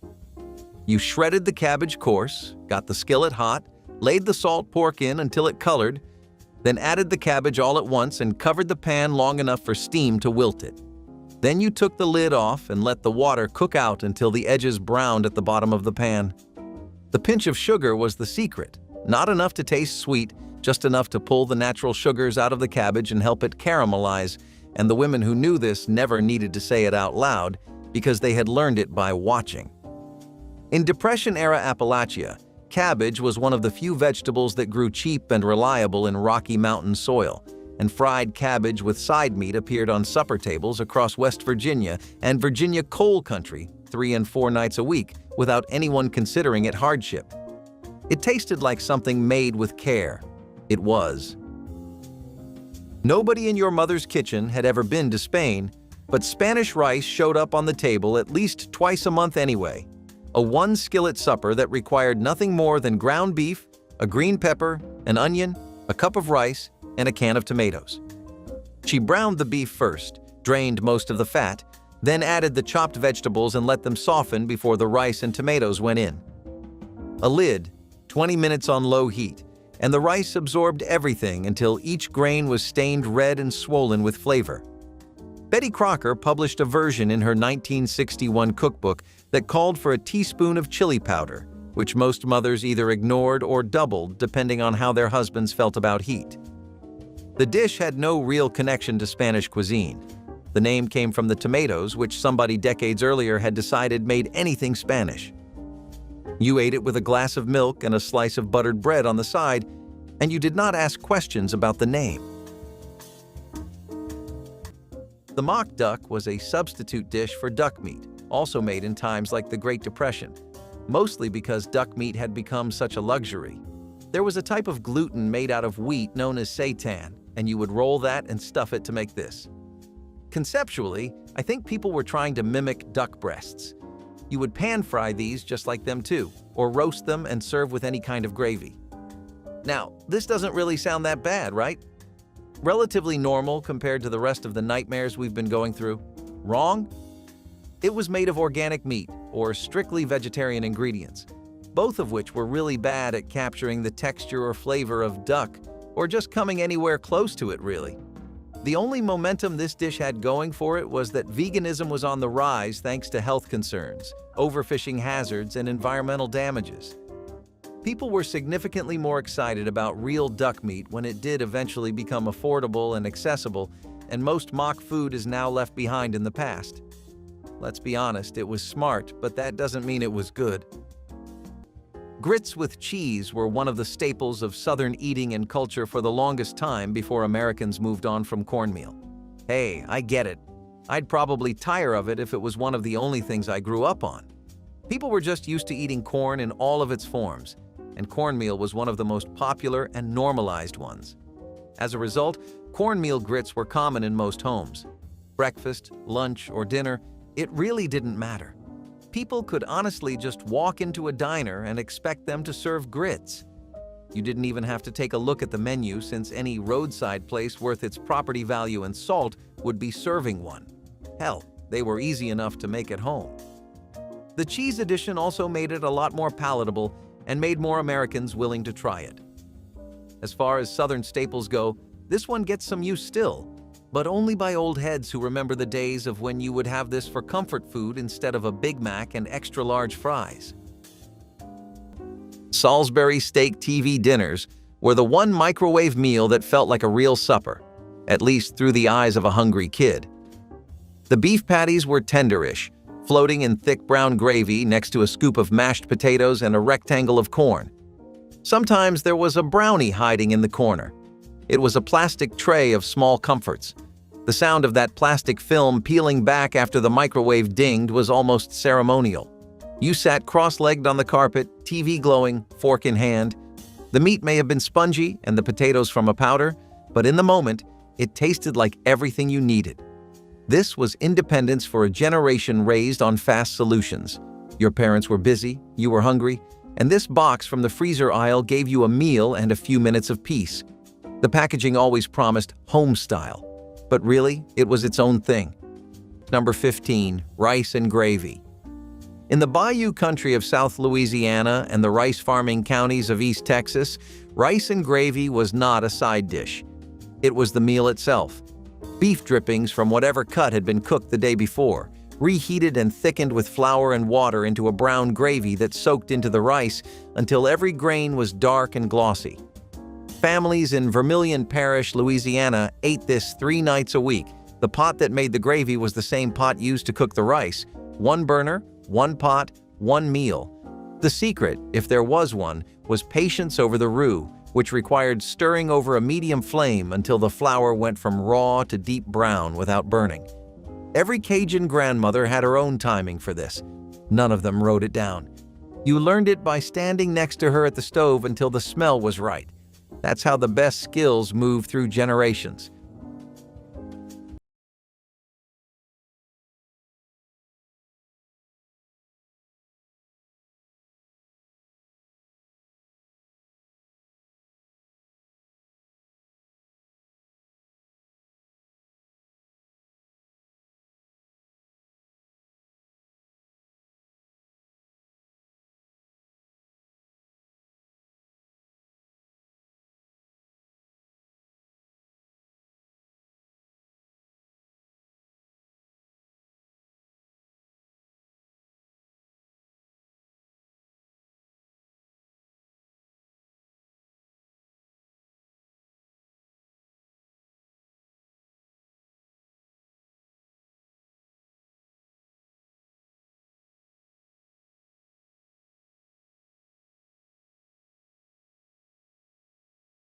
Number 19, catfish stew. The catfish came out of the creek, not the store. You caught them on trot lines or sat on the bank with a cane pole and a chicken liver until something pulled. Once you had a few good ones, you skinned them, filleted them, and cut the meat into chunks. The stew started with bacon grease in a Dutch oven. You fried onions and potatoes until they were soft, added water, dropped in the catfish, and let the whole thing simmer until the fish was flaky and the broth turned thick. Some people added a can of tomatoes. Others kept it plain. You ate it with cornbread and nothing else. That stew was thick enough to hold a spoon straight up, and the catfish gave it a sweetness you could not get from any other meat.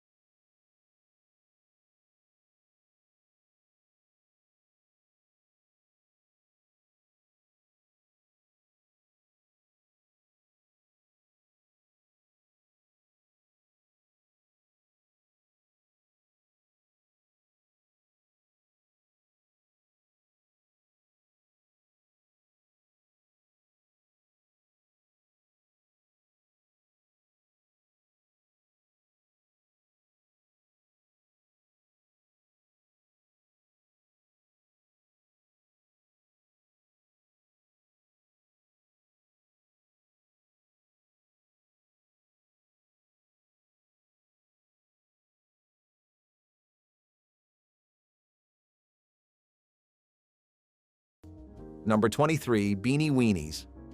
Van Camp's came out with their pork and bean can during the Civil War years, and by the 1930s, the cheapest hot supper in a tenement kitchen was a can of those beans opened with a hand-cranked opener and dumped into a pan with sliced franks.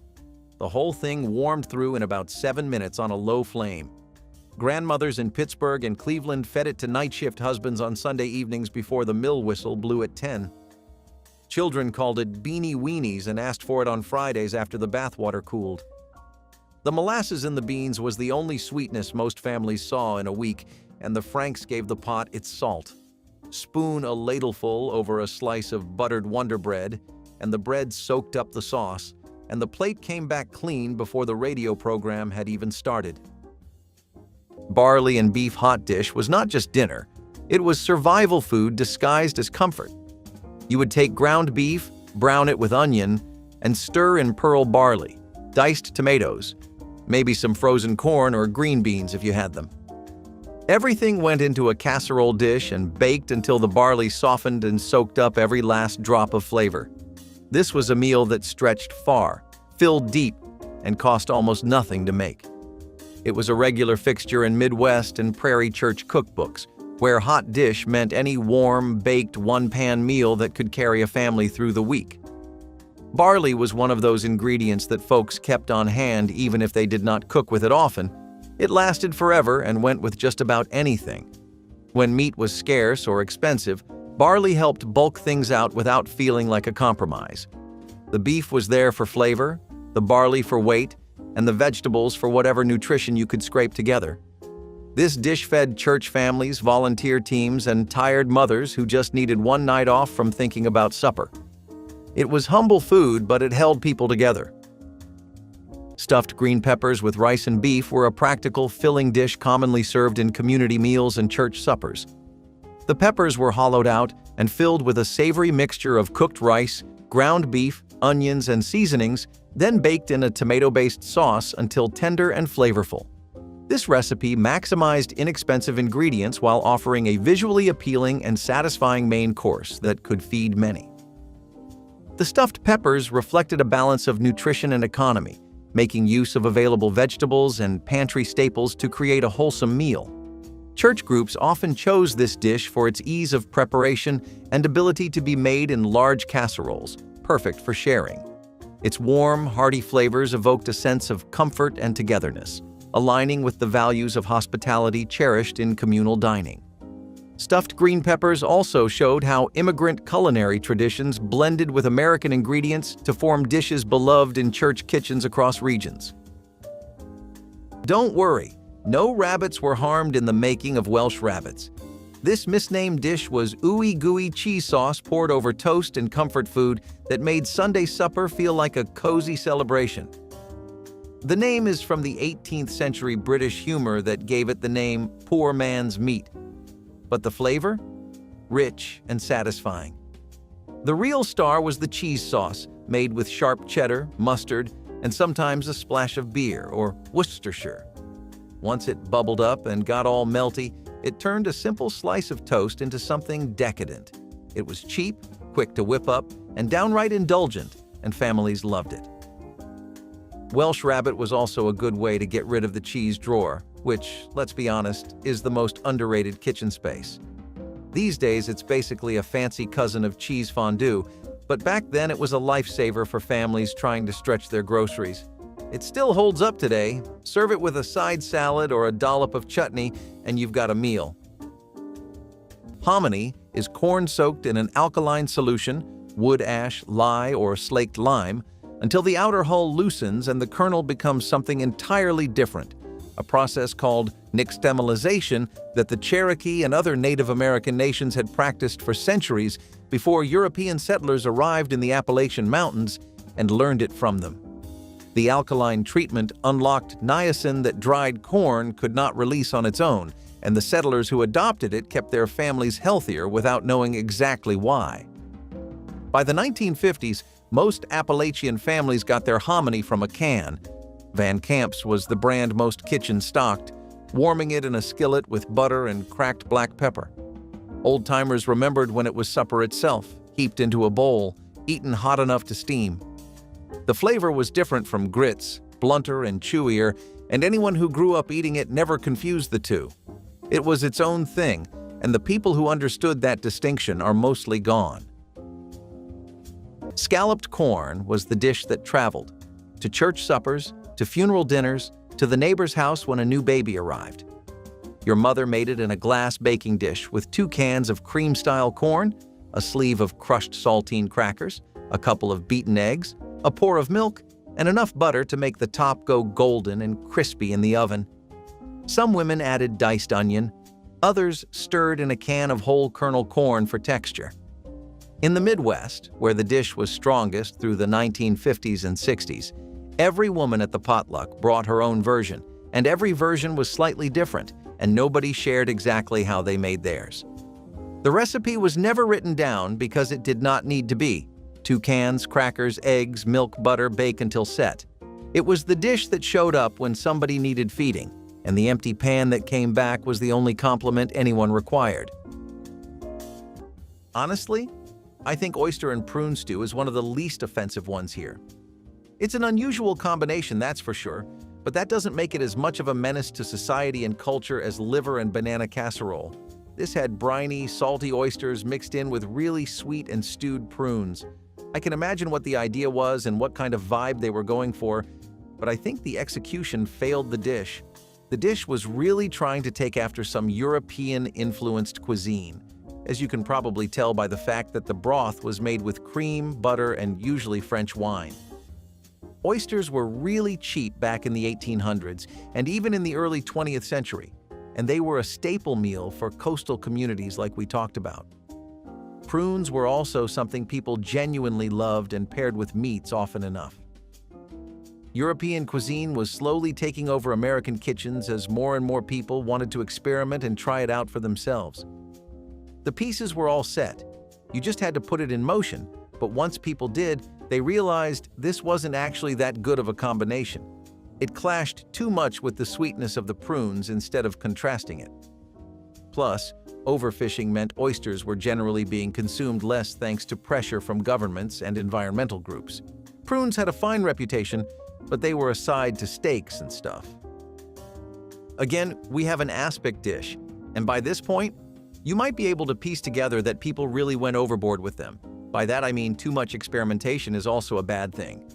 Vegetarian chili definitely had its heyday in the same time as those moments I was talking about. Listen, when I say movement, I don't mean a 3-day bandwagon full of peaceful sit-ins and protests like we have today. I mean, like nationally, parents everywhere were livid. They couldn't stand that their kids were actually preferring to stay inside with a McDonald's Happy Meal and the television screen, and lots of them became super proactive about their family's diet and eating habits because of the massive revamp in culture. I mean, in this same century, these people went from surviving off of foraging wild mushrooms to watching moving pictures on a screen, having a magic box that just cools all their food full-time, slow cookers, the internet, computers, and God knows what else. All this to say, it was a fast-paced era, and people reacted with what they knew worked: vegetables. If the Depression proved anything, it was that there was a massive problem with people's diets. It wasn't economical, and it definitely wasn't healthy, and the alternative wasn't as impossible to switch to as most people would have you believe. Circumstances like this saw the rise of vegetarian chili and vegan cookbooks, but unfortunately, it couldn't make the cut, especially in the South, where people just outright rejected it. Now, I'll tell you what worked in the South and everywhere else. Chicken and rice. Bake with cream of mushroom soup was the casserole that cooked while you did anything else. Dump a few boneless chicken breasts into a baking dish. Add white rice, a can of cream of mushroom soup, and some water or broth. Stir, cover, bake. That was it. The rice soaked up all the flavor from the soup and the chicken, turning soft and creamy while the top browned just enough to give it texture. You would take off the foil and suddenly, dinner was ready. It did not ask for attention. It just quietly got the job done. If your parents worked long hours, this was the kind of meal that waited patiently in the oven. It was never flashy, but it was always there. It fed everyone at the table, left you full, and saved your family from another night of fast food. Chicken and rice bake was not about bold flavors or eye-catching colors. It was about consistency. It was about stretching a few cans and a handful of rice into something warm and whole. And somehow, it always worked. Number 13, beans and weenies. A can of pork and beans, a handful of hot dogs sliced thin, a squirt of yellow mustard, a tablespoon of brown sugar, and sometimes a strip or two of bacon laid across the top. Into a pot or a baking dish at 350 for half an hour. That was supper in working-class households from New England to the Pacific Northwest every Saturday night for 30 years. In Boston and Portland, Maine, this tradition ran deep enough that Saturday was simply called Frank and Bean Night in many households. Van Camp's pork and beans sold for 21 cents a can in 1961. A package of 8 hot dogs was 29 cents. 6 people could eat for under 60 cents. Your father called it a good supper. Your mother called it Saturday. It was both, and it wasn't fancy. It didn't try to be. And on Sunday, if there were leftovers, you ate them cold on white bread with yellow mustard, and nobody complained.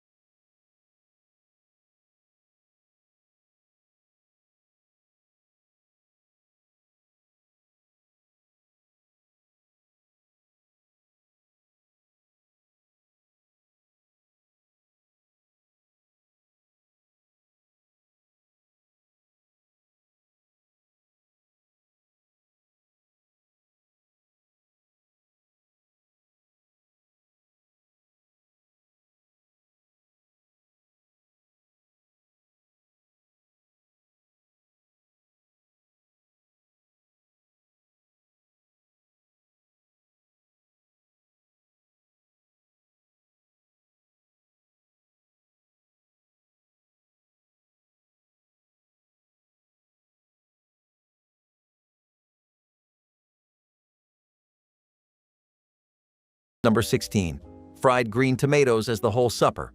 When the first frost was on its way and the tomatoes on the vine were still green, you picked every last one. Some went into chow chow, some got wrapped in newspaper to ripen on the windowsill, but the rest got sliced thick, dredged in cornmeal, and fried in a cast iron skillet with enough lard to come halfway up the sides. The coating turned golden and crisp. The tomato inside stayed firm and tart. In some homes, that was the entire supper: a plate of fried green tomatoes, a glass of buttermilk, and maybe a biscuit left over from breakfast. It was not a side dish. It was the main event, and when it showed up on the table, everybody knew summer was officially over. Cooking in the mountains was not something people did for fun. It was work, and it started before the sun came up. A woman stoked the fire in the wood stove, hauled water from the spring, and started something on the stove that would take all day. She did not own a timer. She had instinct. She knew the beans were done by the way the pot sounded. She knew the bread was ready by the color of the crust. There were no shortcuts because there was nothing to cut short. Everything took exactly as long as it took. And the people who sat down to eat that food understood what it cost. Not in money, in hours and in hands that never stopped moving.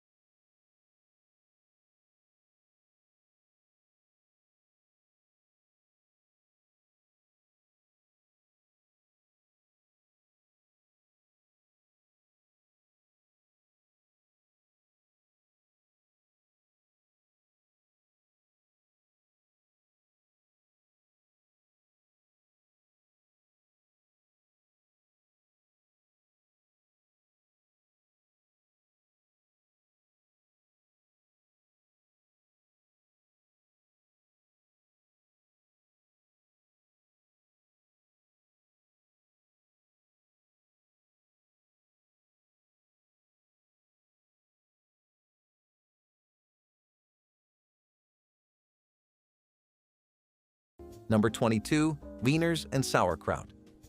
Pennsylvania Dutch grandmothers and Ohio German immigrant wives kept a brown crock of sauerkraut in the cellar year-round, weighted down with a clean river stone. On a Tuesday night, when the meat budget had run thin, they pulled a fistful of the kraut out by hand, dumped it into a deep skillet on the back burner, and laid 8 wieners on top in a neat row. Lid on. 20 minutes on the lowest flame. The kraut turned mellow against the franks, and the franks split their skins. Add a peeled russet potato, cut into chunks once the pot got going, and now you had a one-pan supper for a family of 6. A short pour of cheap beer halfway through was the grandmother trick that softened the sourness and made the kitchen smell like a Pittsburgh church hall picnic. Cornmeal dumplings over stewed tomatoes were the kind of meatless meal that still filled you up and stuck to your bones. You would make the stewed tomatoes first, fresh or canned, simmered down with onion, sugar, and maybe a splash of vinegar for balance. Then you would drop spoonfuls of a cornmeal batter right on top, cover the pot, and let the steam puff them up like little yellow clouds. This was Depression-era food, no doubt about it, but it carried on through the 1940s and 1950s in Southern church kitchens. It was warm, bright, and comforting in a strange way. The cornmeal dumplings were cheap to make and stretched the tomatoes into something hearty enough to count as supper.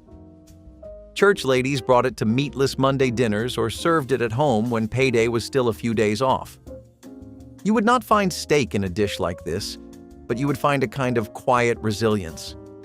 Even when cupboards were nearly bare, meals like this proved you could still sit down and feel taken care of.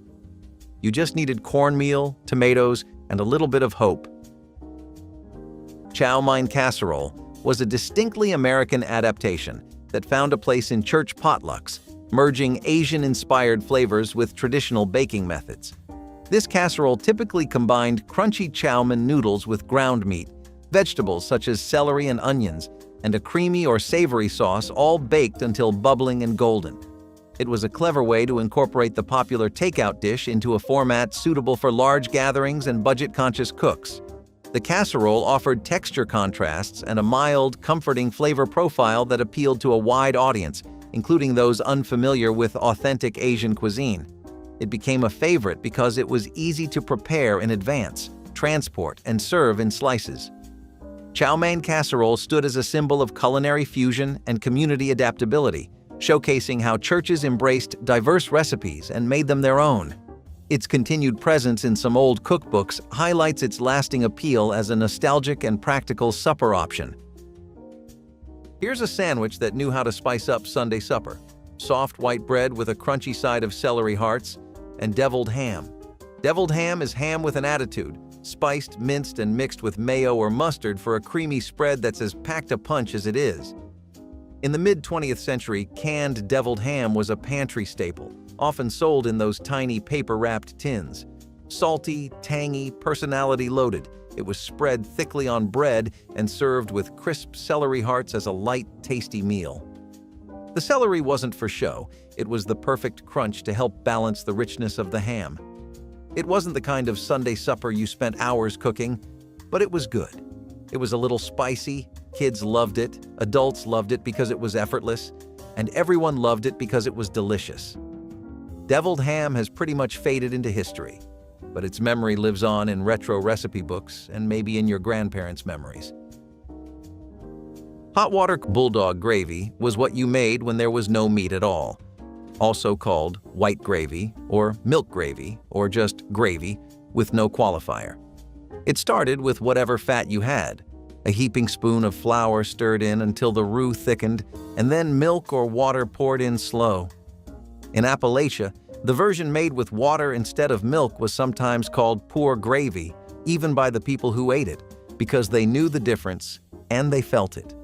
You poured it over day-old cornbread that had gone dry, and the gravy brought it back to something that could fill a stomach. In Kentucky and West Virginia, mining communities during the Depression, and again during the coal slowdowns of the 1950s and 60s, this was what supper looked like on the worst weeks of the month. Not a figure of speech, just the actual food on the actual table. The children who ate it grew up and moved to cities and never made it again, and some never told their own kids it had existed. The whole point of Swiss steak was violence, controlled, deliberate, necessary violence against a cheap cut of round steak that would otherwise chew like shoe leather.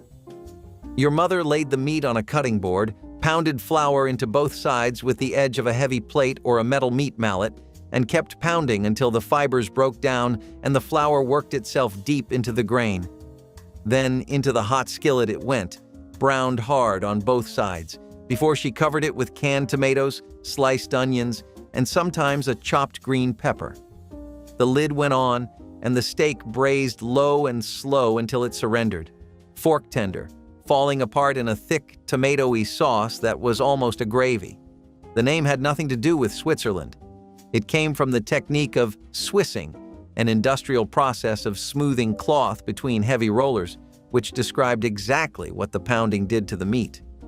A 2-pound round steak cost under $1 in 1964, and when your mother was done with it, it tasted like something that should have cost $5.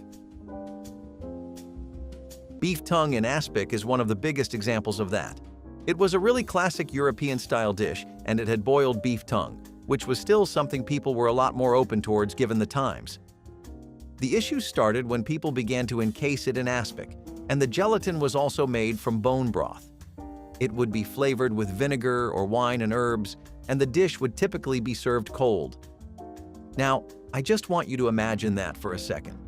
You're eating beef tongue, which is hard, chewy, and just foreign to you texture-wise, boiled, cold, and encased in jelly with distracting herbs thrown in. Can you actually believe this used to be something people had at formal dinners? I mean, I get throwing meat in a spick because it lasted longer and refrigerators weren't a thing, but this has to be some kind of food sadism. One of the soups that took off during the 1970s was stuffed cabbage soup. Remember how I said people really became besties with cabbage overall? Yeah, that meant that they were exploring its potential in every avenue of food known to the average American Joe. You had cabbage casseroles, cabbage stir-fries, cabbage stews, and now stuffed cabbage soup. I mean, on the one hand, it was boring as anything could be, and it really needed a lot of aromatics and seasonings to become something you could justify spending time on. On the other hand, it was dirty cheap, like unfairly cheap. And for some people, it was just free. That's right. If you had your own farmland with a crop-growing culture in your family, then you were likely raised growing cabbage, or at least having it in the home a lot. In rural areas, low-income ones and urban ones, for different reasons, whether it was the economics of it at all or the fact that modern American consumerism as they knew it was slowly heading to massive health problems for all participants, people flew like moths to cabbage soup.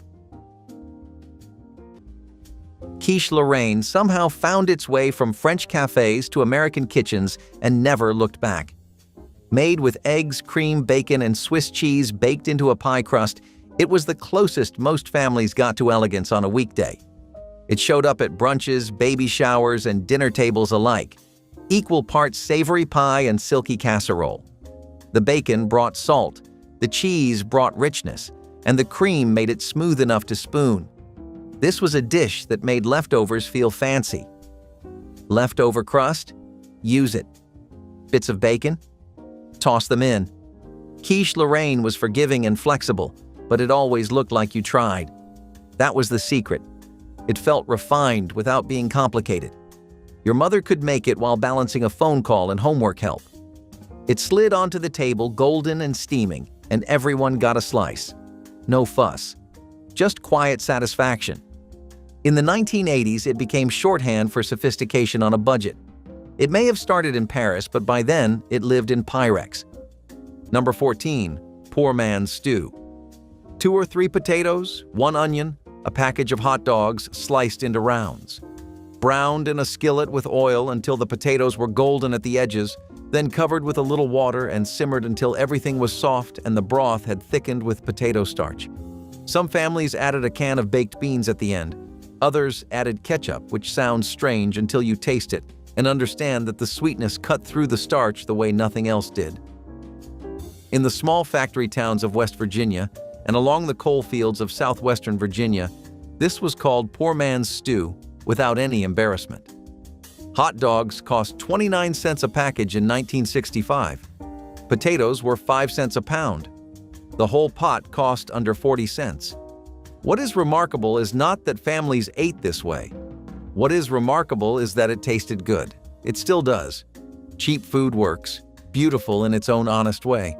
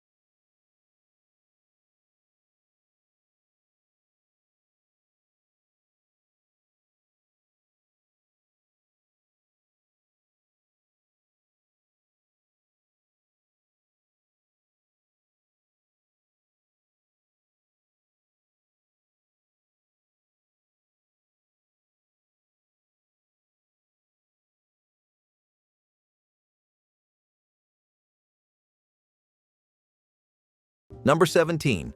Squirrel and dumplings. A man with a .22 rifle and a steady eye could bring home enough squirrel for supper in half an hour. You skinned them, cleaned them, and simmered the whole pieces in salted water for a long time because squirrel meat gets tough if you rush it.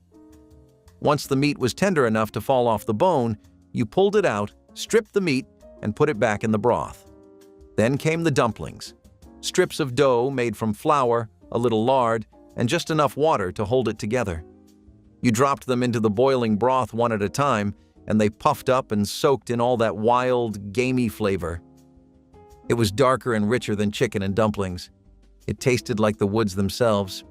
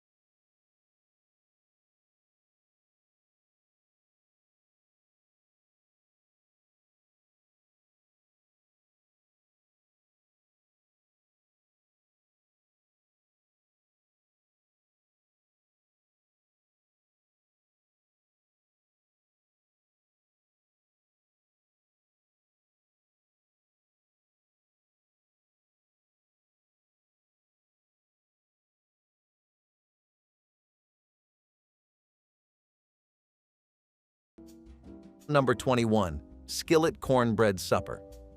Southern grandmothers in Mississippi and Arkansas had a one-pan trick for the back end of a payday week. Brown half a pound of sausage or whatever ground meat was on hand in a deep iron pan.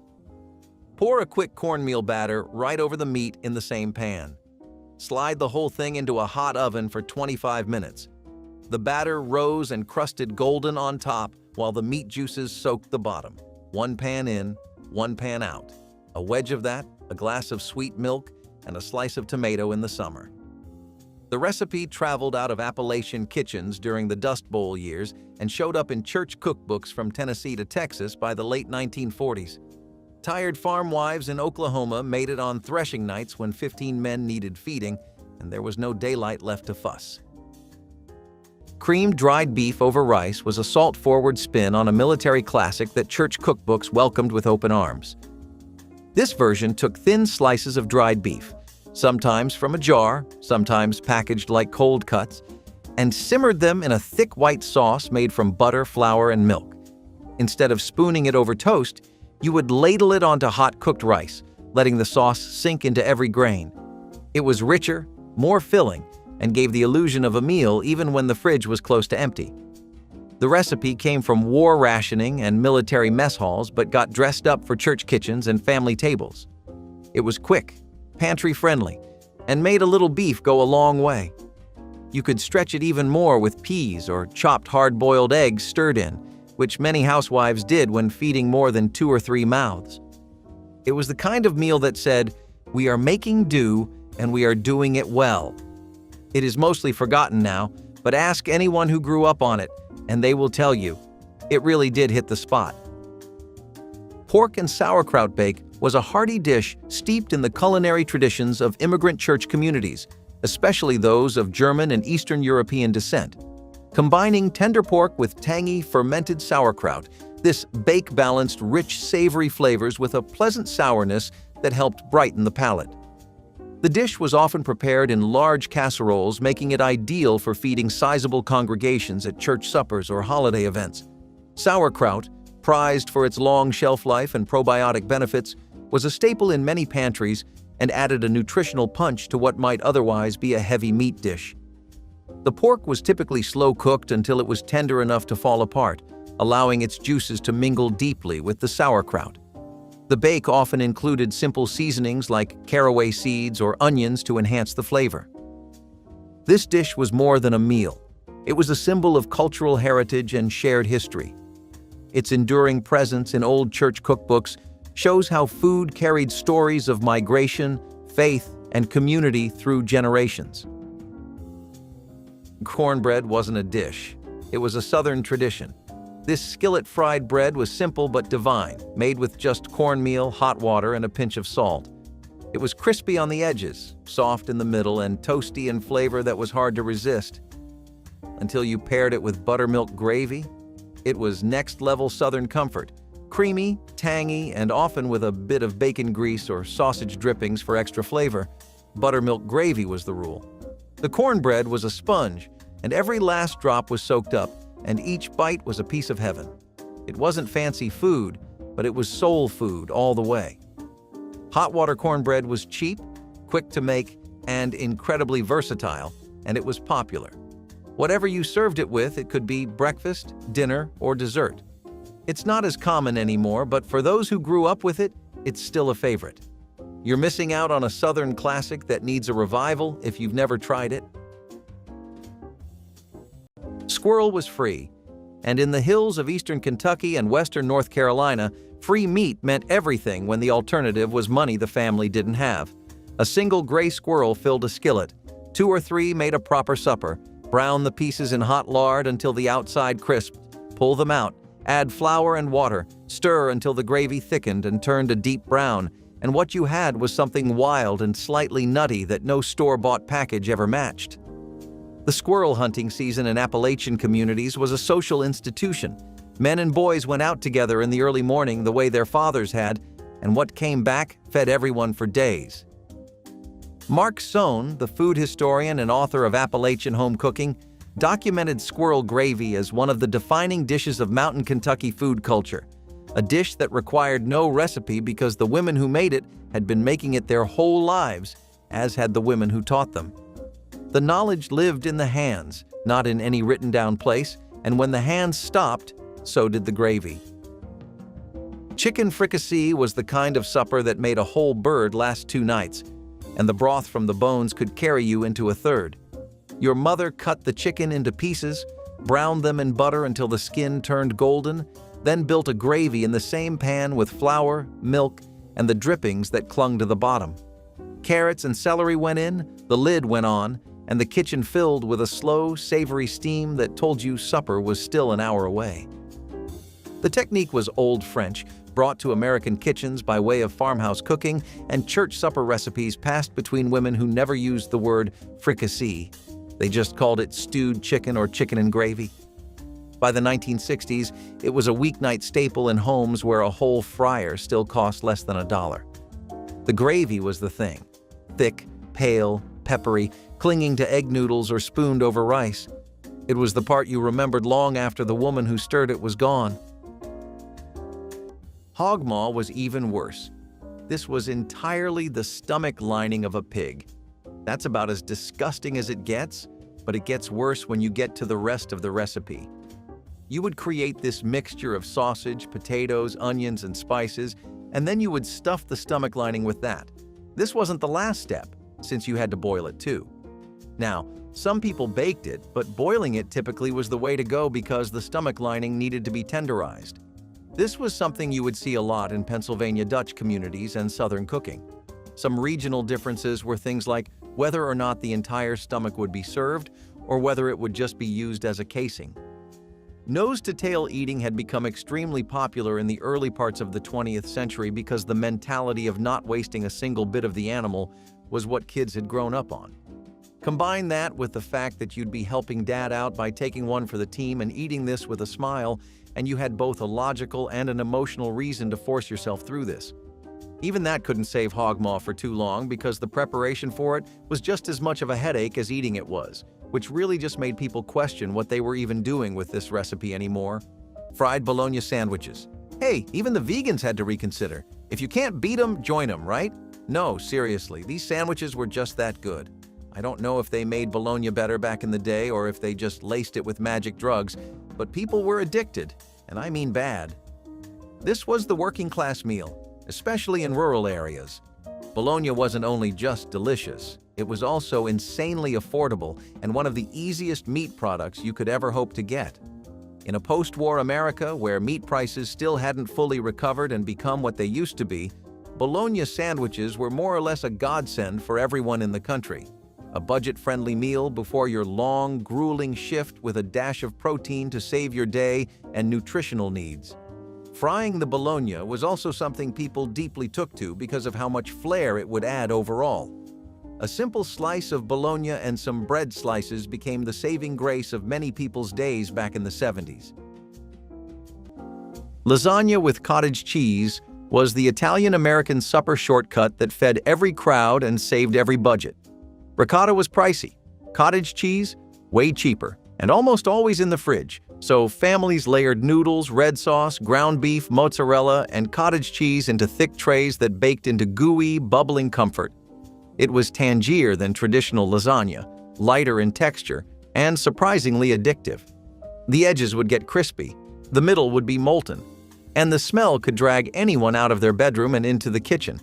Some people swore it was better than the real thing. Others would never admit they used cottage cheese, even if they loved the taste. But in the 1980s, this was the go-to lasagna for busy households that needed big flavor on a tight budget. It showed up at birthday parties, neighborhood potlucks, and Sunday dinners. It was easy to double, easy to freeze, and easy to love. Number 12. Mulligan stew. Before the Depression gave it its most famous chapter, Mulligan stew existed in the hobo camps of the early 1900s, where itinerant workers threw whatever they had into a communal pot.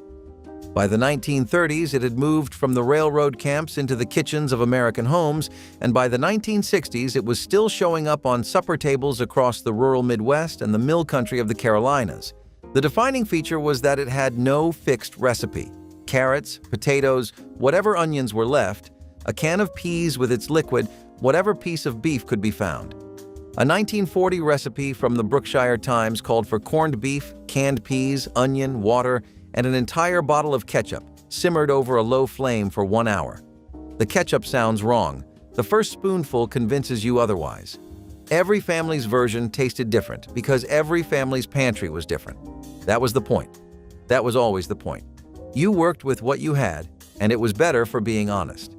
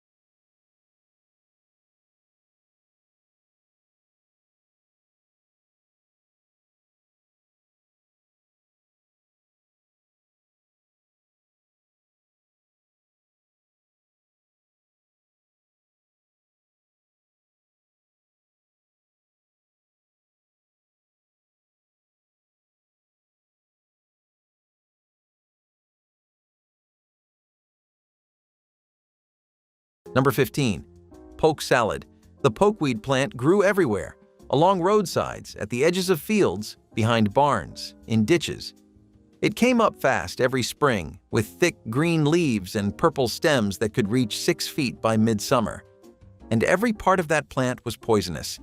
The berries could kill a child. The roots could kill a grown man. Even the leaves, if you picked them after the stems turned purple, carried enough toxin to make you violently sick. But people ate it anyway, because in April, when the garden was bare and the cellar was running low, those young poke shoots were the first green thing out of the ground. You picked the leaves small and bright green before the plant got any height, then you boiled them 3 times, changing the water after each boil to pull the poison out. 3 full boils, 3 full drains. After the 3rd one, you squeezed the greens dry, chopped them up, and fried them in bacon grease with scrambled eggs. That was poke salad. Some called it poke salette, from the old French word for cooked green dish.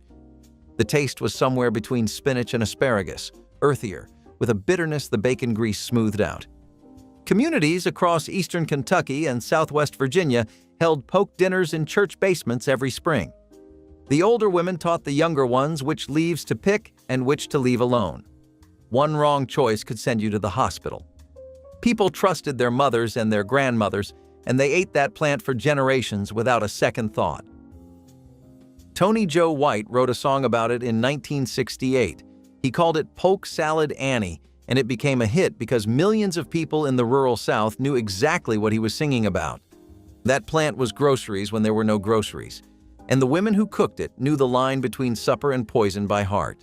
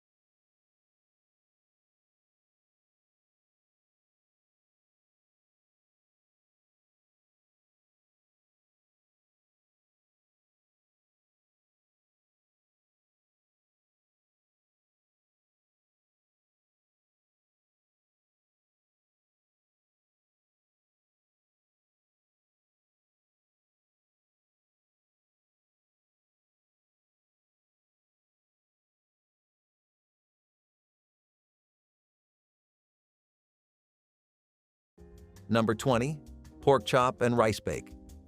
This was the supper that cooked itself in 40 minutes while she sat down for the first time since breakfast. Lay 4 thin-cut pork chops in a deep skillet. Pour a cup of dry, long-grain rice around them. Pour 2 cups of water over the top. Add a sliced onion, a sprinkle of salt, a few peppercorns. Lid on. Lowest flame on the back burner. Walk away. Grandmothers in Iowa and Indiana set the timer, sat down in the kitchen chair with the bent leg, and rested their feet for half an hour before they had to set the table. The rice drank up the pork juices and went tender. The chops finished bone loose. 1 pan to wash, no oven heat, no second pot, a whole supper for a family of 5 at the cost of 4 chops and a cup of rice. Peanut butter and onion sandwiches might sound like a dare, but in old rural churches, they were just another kind of honest food. You would slice a sweet white onion thin, Vidalia if you had it, and layer it between 2 slices of bread spread thick with peanut butter. No toasting, no grilling, just straight-up lunchbox material. Sometimes people added lettuce or mustard, but most stuck to the basic version.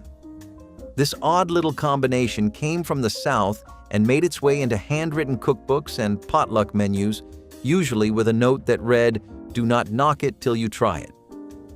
These sandwiches were common among farming families and church workers who needed protein and flavor on the cheap. And they delivered. The sweetness of the peanut butter and the bite of the onion somehow worked together, especially when paired with a glass of sweet tea or a handful of pickles. They were not gourmet, but they were quick and filled a hole. And if you happen to grow up with them, there is a good chance you still crave one when no one is watching. Creamed peas and carrots offered a smooth and comforting option that was often found on church supper tables, as either a side or a main dish for those seeking lighter fare. The vegetables were gently cooked and then enveloped in a rich, creamy sauce, typically made from butter, flour, and milk or cream. This dish emphasized simple ingredients elevated through careful preparation to create a velvety texture that was both nourishing and satisfying. It was popular in congregations where vegetable gardening was common, making fresh peas and carrots readily available during growing seasons. Its sweet and savory balance appealed to a wide range of tastes, making it a crowd pleaser at potlucks and social gatherings. The creaminess made the vegetables feel indulgent while still being wholesome, providing comfort during colder months or as a gentle accompaniment to meat dishes. Creamed peas and carrots exemplified how church kitchens focused on creating inviting, hearty meals with modest ingredients that encouraged fellowship and warmth at every table. Let's talk about a dish that was basically the Beyoncé of mid-century Sunday suppers. Chicken a la king. Tender pieces of chicken swimming in a creamy sauce with mushrooms, peas, and sometimes a little sherry for that fancy touch. Pile that goodness onto a warm, flaky biscuit, and you've got a meal that can even cheer up the grumpiest of family members. Chicken a la king wasn't just food, it was an event.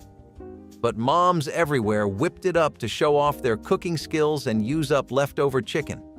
It made the rounds on dinner tables, at potlucks, and even at a church social.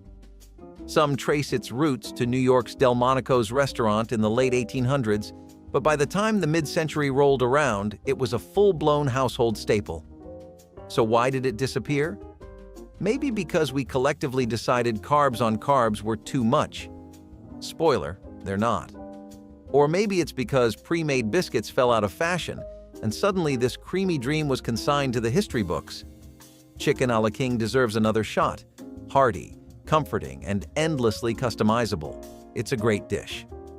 When you have leftover chicken or crave something cozy, channel those 1950s vibes and whip this up. Trust me, it'll feel like a time machine to comfort town. White half-runner beans were not the beans you bought at a grocery store. They were a specific Appalachian heirloom variety, a pole bean with a creamy white hull and a green runner, developed over generations by mountain gardeners in the region, stretching from southwestern Virginia through eastern Tennessee and into western North Carolina. They grew on poles. They had to be strung and broken by hand, and the children old enough to sit still were expected to help. They cooked faster than dried pintos and tasted different, earthier, starchier, with a flavor that people from outside the region found hard to describe and people from inside recognized instantly as home. You put them in a pot with fatback and water, brought them to a boil, and let them go until they were soft enough to mash with your tongue. You didn't time it. You tasted. The seeds were passed between families the way recipes should be. No paperwork, just a jar over the fence in the fall. When families stopped growing gardens, the half-runner slipped away with them. Beans and Franks was the meal that appeared when the grocery money ran out 3 days before payday, and nobody pretended otherwise. Hot dogs sliced into coins, stirred into a pot of baked beans, sometimes with a squirt of mustard and a spoonful of brown sugar to pull the whole thing together. Some mothers served it over white bread, others just handed you a bowl and a spoon. The kids never complained because those little hot dog rounds made ordinary beans feel like something on purpose. In the 1960s, a can of Van Camp's or B&M baked beans cost about 15 cents, and a package of Oscar Mayer Franks ran 39. For under 60 cents, you fed 4 people a hot meal that stuck to their ribs and left enough for school lunches the next day. There was no shame in it. Every family on the block had a version, and the only real argument was whether you added ketchup or left it alone. The kids who grew up on this meal remember it fondly. The mothers who served it remember why. Frog leg fricassee was this stewed dish that would involve frog legs that had really just been browned lightly in butter. They were simmered in a really creamy sauce too, with wine, onions, garlic, and herbs. Doesn't sound bad, right? I'm sure a sizable amount of us have gone fishing for frogs, maybe even eaten a few in our lifetimes. At least our older viewers might be able to relate. The idea was basically that you would sauté meat and stew it in this white sauce, and then you would use seasonings as per your taste. Most people kept it aromatic and herbal, But there were people who tried different spice rubs as well, typically in the South and Midwest. Wild frogs also used to be abundant in rural America in general, and a lot of people just thought they were a really convenient source of protein. Frog legs were still something that French and Cajun communities ate occasionally, but many people thought it was very off-putting. Besides, amphibians are usually seen as weird. It's not the kind of meat people are used to eating.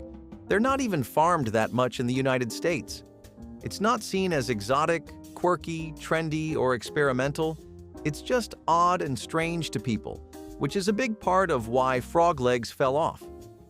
You have no idea the damage bad social perception can deal to a recipe's lifespan. Something else that was also insanely popular and stopped being that way was oven-baked chicken drumsticks. This is also something I will entirely, and many food analysts and critics will agree with me on, fast food. See, why would you ever bother with the laborious process of marinating drumsticks, gathering the ingredients, making up a spice blend, making a sauce, making a dip, cutting up fries, and going to the store for some affordable soda when Kentucky Fried Chicken has a deal out for a 3-piece combo for $10? Is $10 outrageous for a 3-piece combo? Most assuredly. Is KFC still undoubtedly delicious, convenient, and deeply ingrained into the American cultural zeitgeist? Absolutely. It's not even that there aren't any benefits to making this stuff at home. There are an insane amount of arguments and good reasons as to why it is healthier, smarter, and more economical to just handle your cravings at home with an air fryer, some olive oil or vegetable oil, and drumsticks you can trust. People don't work like that, though. And unfortunately, the saying that humans are creatures of habit couldn't be any more true.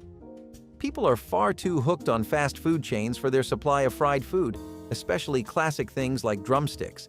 And that just means that ovens don't see a lot of use outside of TikTok trends and one-off videos that content creators might do. Meatloaf with ketchup glaze was the definition of classic comfort, a slab of ground beef mixed with breadcrumbs, onions, and egg, then topped with a thick sweet glaze of ketchup and brown sugar. It sat in a loaf pan, sizzling as the glaze caramelized in the oven, sending out smells that filled every corner of the house. It was never flashy, but it never needed to be. This was the kind of supper that could stretch a pound of ground beef into a meal for 6. Every slice was the same, moist, tender, and sticky on top. Some families added Worcestershire or mustard, others swore by keeping it simple. Either way, it was a permanent fixture of the 1980s dinner table. It was dependable, it was nostalgic, and it somehow got better the next day in a sandwich with a slice of white bread. Parents loved it because it was easy. Kids loved it because the glaze was basically candy. And even picky eaters found something to like. In an age of frozen meals and fast food, this was a hot meal that said someone still had time to care. Number 11. Fried salt pork with milk gravy. Salt pork was not bacon. It was the fat and a little meat from the belly of a hog, cured heavily in salt and packed into barrels or wrapped in cloth for storage. Before refrigeration reached the farms of rural Virginia, Georgia, and the Carolinas, salt pork was how families kept protein through the winter months. By the 1960s, you could still buy it at rural feed stores and general merchandise shops for about 8 cents a pound. Your grandmother sliced it thick, rinsed off the salt, and fried it until the fat rendered and the meat turned amber. Then she poured off most of the drippings, added flour to what remained, and stirred in milk until a white gravy formed.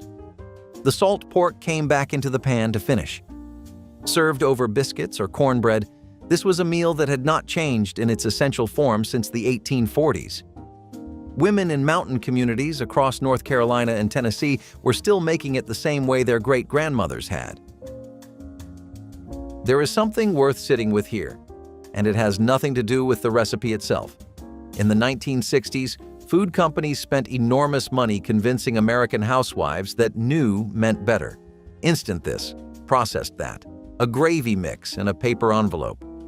What those advertisements never acknowledged was that a woman who could take 8 cents of salt pork, a cup of flour, and a pint of milk and turn them into a hot meal for 6 people already possessed something no product could replace. Salt pork and milk gravy did not disappear because it was inferior. It disappeared because prosperity arrived and shame came with it. When families moved up, the old foods moved down. What stayed was the memory. And that memory is alive in every person who grew up eating it. And for everyone who grew up eating it, that memory is more vivid than almost anything else they can recall about childhood. Number 10.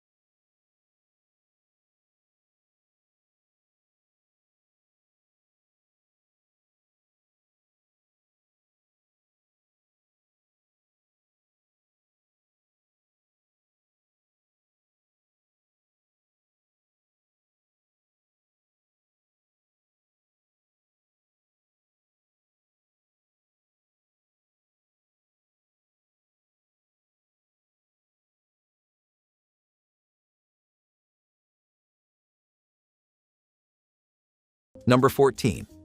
Cornfield beans and new potatoes. Cornfield beans were planted right alongside the corn. The vines climbed the stalks, and by midsummer you had both crops in the same row. The beans were picked young, when the pods were still tender, and cooked fresh with small new potatoes dug from the edge of the garden. You put everything in a pot with water, a piece of smoked pork, and a little salt. It simmered until the potatoes were soft enough to break apart with a fork and the beans had turned silky. The broth was thin but full of flavor. This was a July supper. The potatoes were barely bigger than a walnut. The beans still had dirt on them 20 minutes before they hit the pot.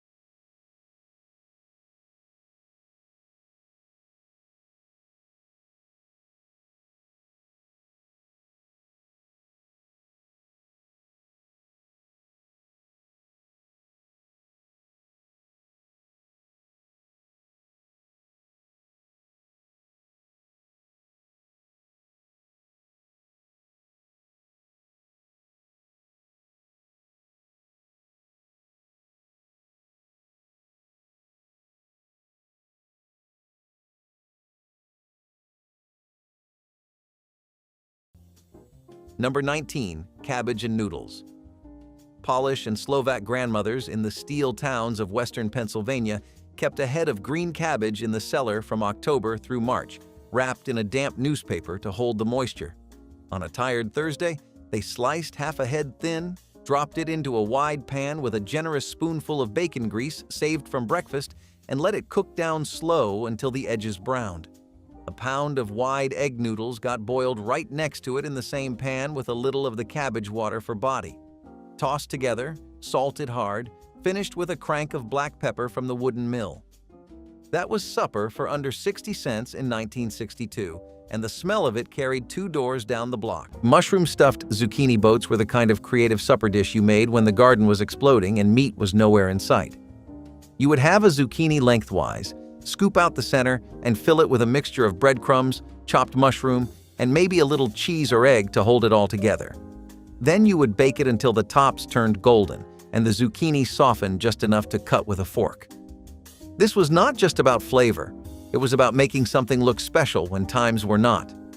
Church ladies loved how pretty they looked on a plate, especially for luncheons or potlucks where presentation counted.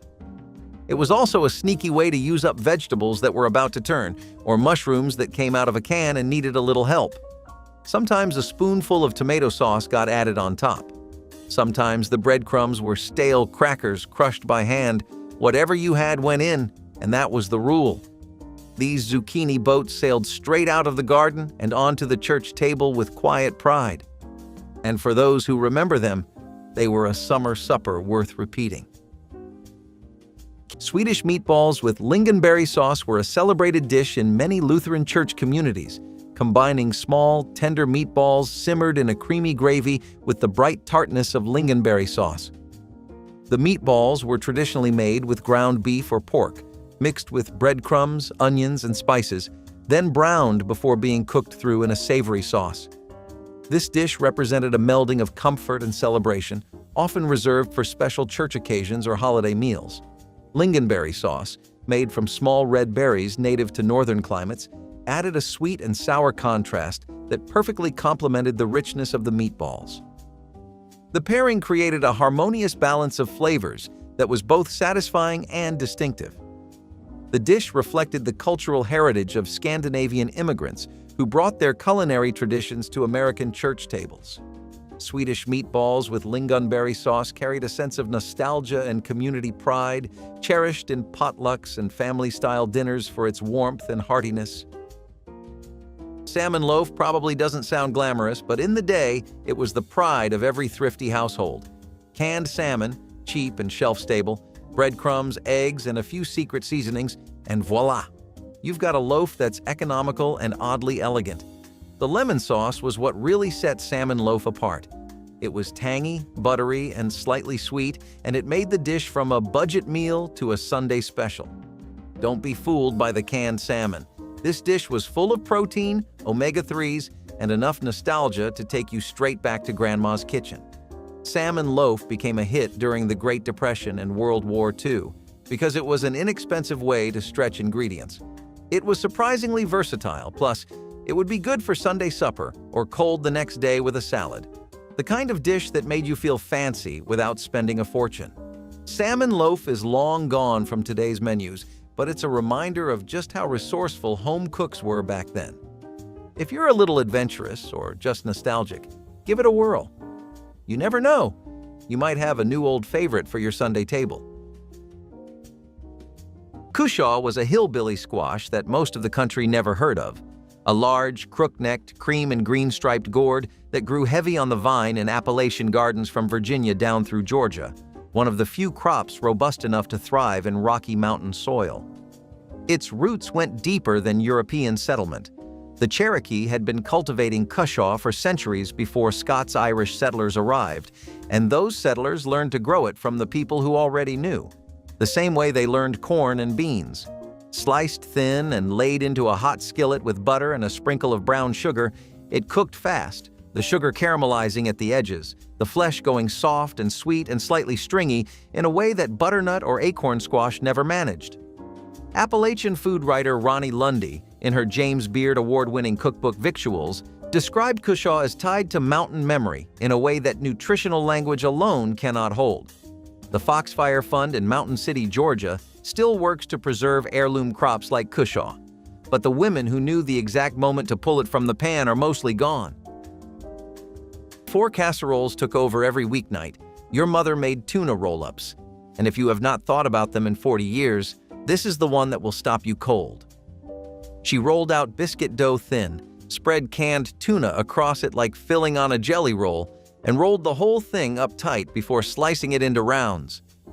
Those rounds went into a baking dish, got covered with cream of mushroom soup thinned with a little milk, and baked until the biscuit dough puffed golden and the cream sauce bubbled around the edges. The meal came together in 20 minutes and cost almost nothing. A can of tuna, a tube of biscuit dough, or a batch from scratch, and a can of soup. You ate it with mashed potatoes and green beans from a can, and the plate looked like something out of a women's magazine from 1962.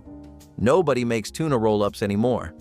Most of those women are gone now, and the dish slipped away with them so quietly that nobody even noticed. Tripe and onion casserole was this slow-cooked dish that people made with beef tripe, which was the stomach lining of a cow. I know we've had some really bad casseroles on the list so far, and I genuinely am sorry for exposing you to the evils of our nation. Tripe and onion casserole was really just this slow-cooked dish that incorporated beef tripe with a vegetable butter-based broth. Now, if you're unfamiliar with what tripe is, it's the stomach lining of a cow. As you can probably guess, most of the items on the list are organ meat recipes, and they fell off badly. I've never seen something have a downfall like this.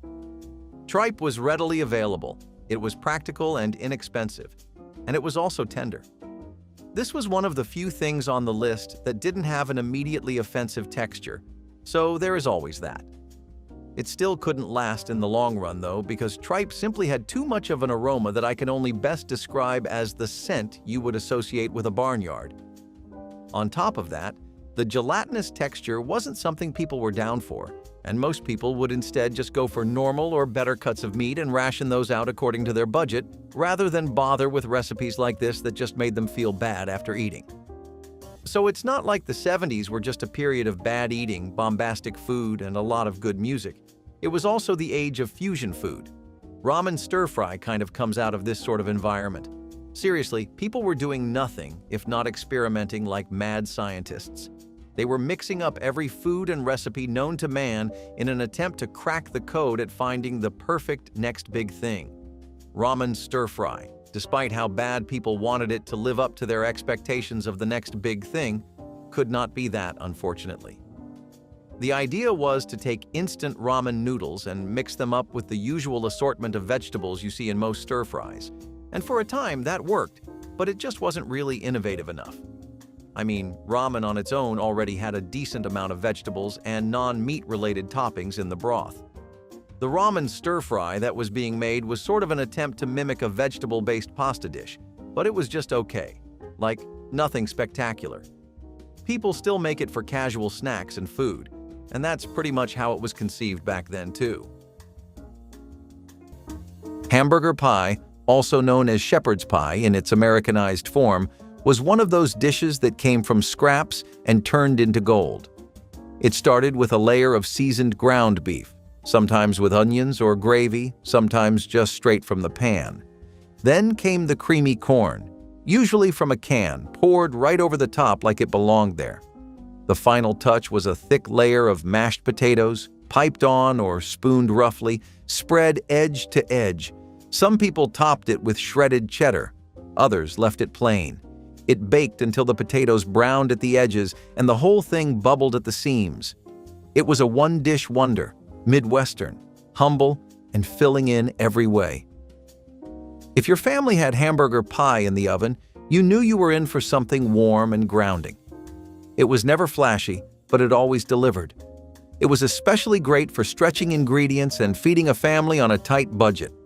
The layers came together in a forkful that tasted like every corner of the plate at once. Skillet goulash. This was not the Hungarian original with paprika and sour cream. This was the American working-class version, and it fed more people through the 1950s and 1960s than perhaps any other one-pot meal in the country. Ground beef browned with onion and garlic. Macaroni cooked right in the skillet with a can of diced tomatoes and enough water to finish the pasta. Everything in one pan, simmered until the macaroni soaked up the tomato and the meat had broken into the sauce. In farm households across Nebraska, Iowa, and the flat counties of Kansas, this was simply called American goulash, and every mother made it slightly different depending on what was in the cupboard. Some added green pepper, some added canned corn, some added a dash of Worcestershire from a bottle that had been on the shelf since before the children could remember. Ground beef was 49 cents a pound in 1965. The whole meal was cheap, simple, and better than it had any right to be. A box of macaroni was 15 cents. That was supper for 5.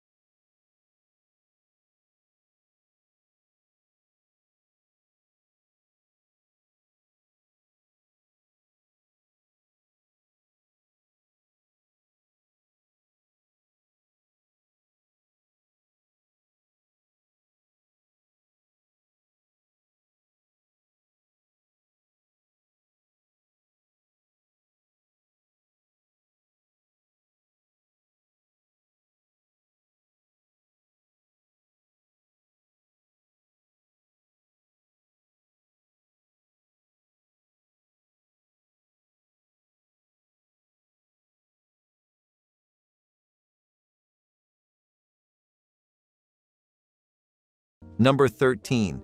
Creek Bank Fish Fry. On a Friday evening in summer, you took whatever you had caught that week and fried it right there beside the water.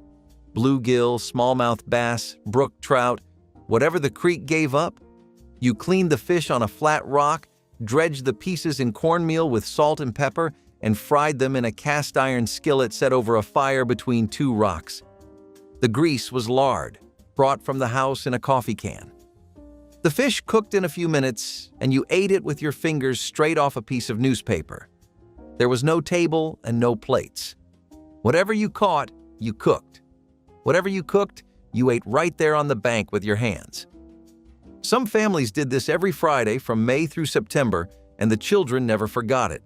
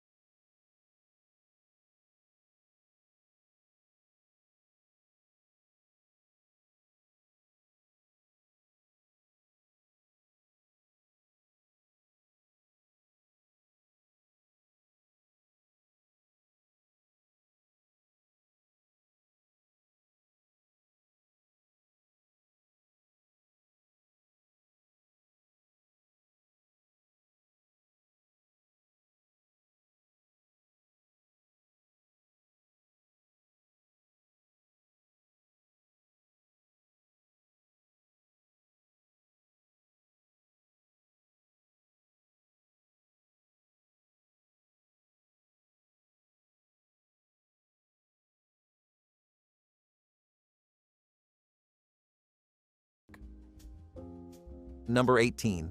Spaghetti with tomato soup. Before jarred sauce arrived in every grocery aisle, the cheapest hot pasta supper in an American kitchen was made with a red and white can of Campbell's. Boil the spaghetti in a wide pan. Drain. Pour the can of tomato soup right over the noodles. Add the empty soup can full of water, stir in a spoonful of butter, and a hard shake of dried oregano from the tin on the door. Heat through. Italian-American grandmothers in New Jersey would never admit to making it, but their daughters who married out into the suburbs cooked it on Wednesdays when the real sauce was reserved for Sunday. One can, one pan, one starch. The supper hit the table in 15 minutes flat. Children asked for it on their birthdays. Carrot and pineapple casserole might raise eyebrows today, but in old church kitchens, it was a trusted crowd pleaser. You would shred carrots fine, mix them with drained canned pineapple, sugar, eggs, and a bit of butter, then top it all with crushed Ritz crackers before baking. The result was something between a side dish and a dessert, warm, sweet, and just savory enough to sit next to a slice of ham or roast chicken. Southern church cookbooks especially loved this one. It showed up at Easter brunches, baby showers, and Wednesday night suppers. People liked it because it used simple ingredients in unexpected ways. Carrots were cheap, pineapple was shelf-stable, and crackers were almost always on hand. The casserole held its shape when sliced and looked cheerful with its orange-gold glow. Some added marshmallows. Others swore off that entirely. But no matter how you tweaked it, the base idea stayed the same. Make something warm, sweet, and comforting out of what was already in the pantry. And maybe that is why it stuck around so long, because even if it confused your taste buds, it made people smile. Mock tuna salad casserole was a practical and budget-friendly alternative found in church kitchens where canned tuna might not have been readily available or was too costly. Instead, cooks substituted canned chicken or other affordable meats, combined with pasta or rice, and enveloped in a creamy, seasoned sauce. This casserole offered all the comfort of a classic tuna salad casserole, but with ingredients adapted to the constraints of the pantry. It was typically topped with breadcrumbs or crushed crackers for a crunchy finish before baking. The dish was easy to prepare in large batches, making it ideal for feeding groups during church socials or fundraisers. Mock tuna salad casserole highlighted the resourcefulness of home cooks who sought to preserve familiar flavors while making adjustments for availability and cost. Its enduring popularity in old church cookbooks illustrates how adaptability and tradition coexisted in community meals, ensuring everyone could enjoy a hearty, satisfying supper, regardless of circumstance. Back in the day, ham mousse might sound like the punchline to a retro food joke, but it was the height of sophistication. Picture this. It was pale pink mousse, quivering ever so slightly in a gelatin mold, surrounded by a fancy garnish of parsley or maybe even radish roses. The kind of dish you'd see at a mid-century ladies' luncheon or a formal Sunday spread. To make ham mousse, you'd first puree ham with mayonnaise, cream, and seasonings like mustard or Worcestershire sauce. The mixture was then poured into a gelatin-lined mold and chilled until set. The result? A salty, creamy spread that was perfect with crackers, celery sticks, or rye toast. Ham mousse is a little odd by today's standards, but it was a marvel of ingenuity. Even leftover ham had a second life as a party centerpiece in a time when nothing went to waste. Plus, gelatin molds were all the rage, and if you didn't have at least one on the table, were you even hosting? Ham mousse is a quirky piece of culinary history, and these days it's more likely to get laughs than admiration. But that's just how it goes. It's sure to be a conversation starter at your next gathering. Try it out. Chow chow was the relish that stretched a pot of pinto beans into a full supper, and every family in Appalachia who kept a garden made it differently. The foundation was always the same: green tomatoes, cabbage, onions, hot and sweet peppers, salted overnight to draw the water out, then cooked in vinegar and sugar and packed into mason jars while the kitchen filled with sharp, sweet steam that meant fall and the end of the garden. Food scholar Mark Sohn, in his Appalachian Home Cooking, identified chow chow as one of the oldest continuously made condiments in the Mountain South, with roots in British Piccalilli and Cherokee preservation traditions. You spooned it over beans to replace the meat you didn't have, the vinegar cutting the starchy flatness of the pinto in a way nothing else managed.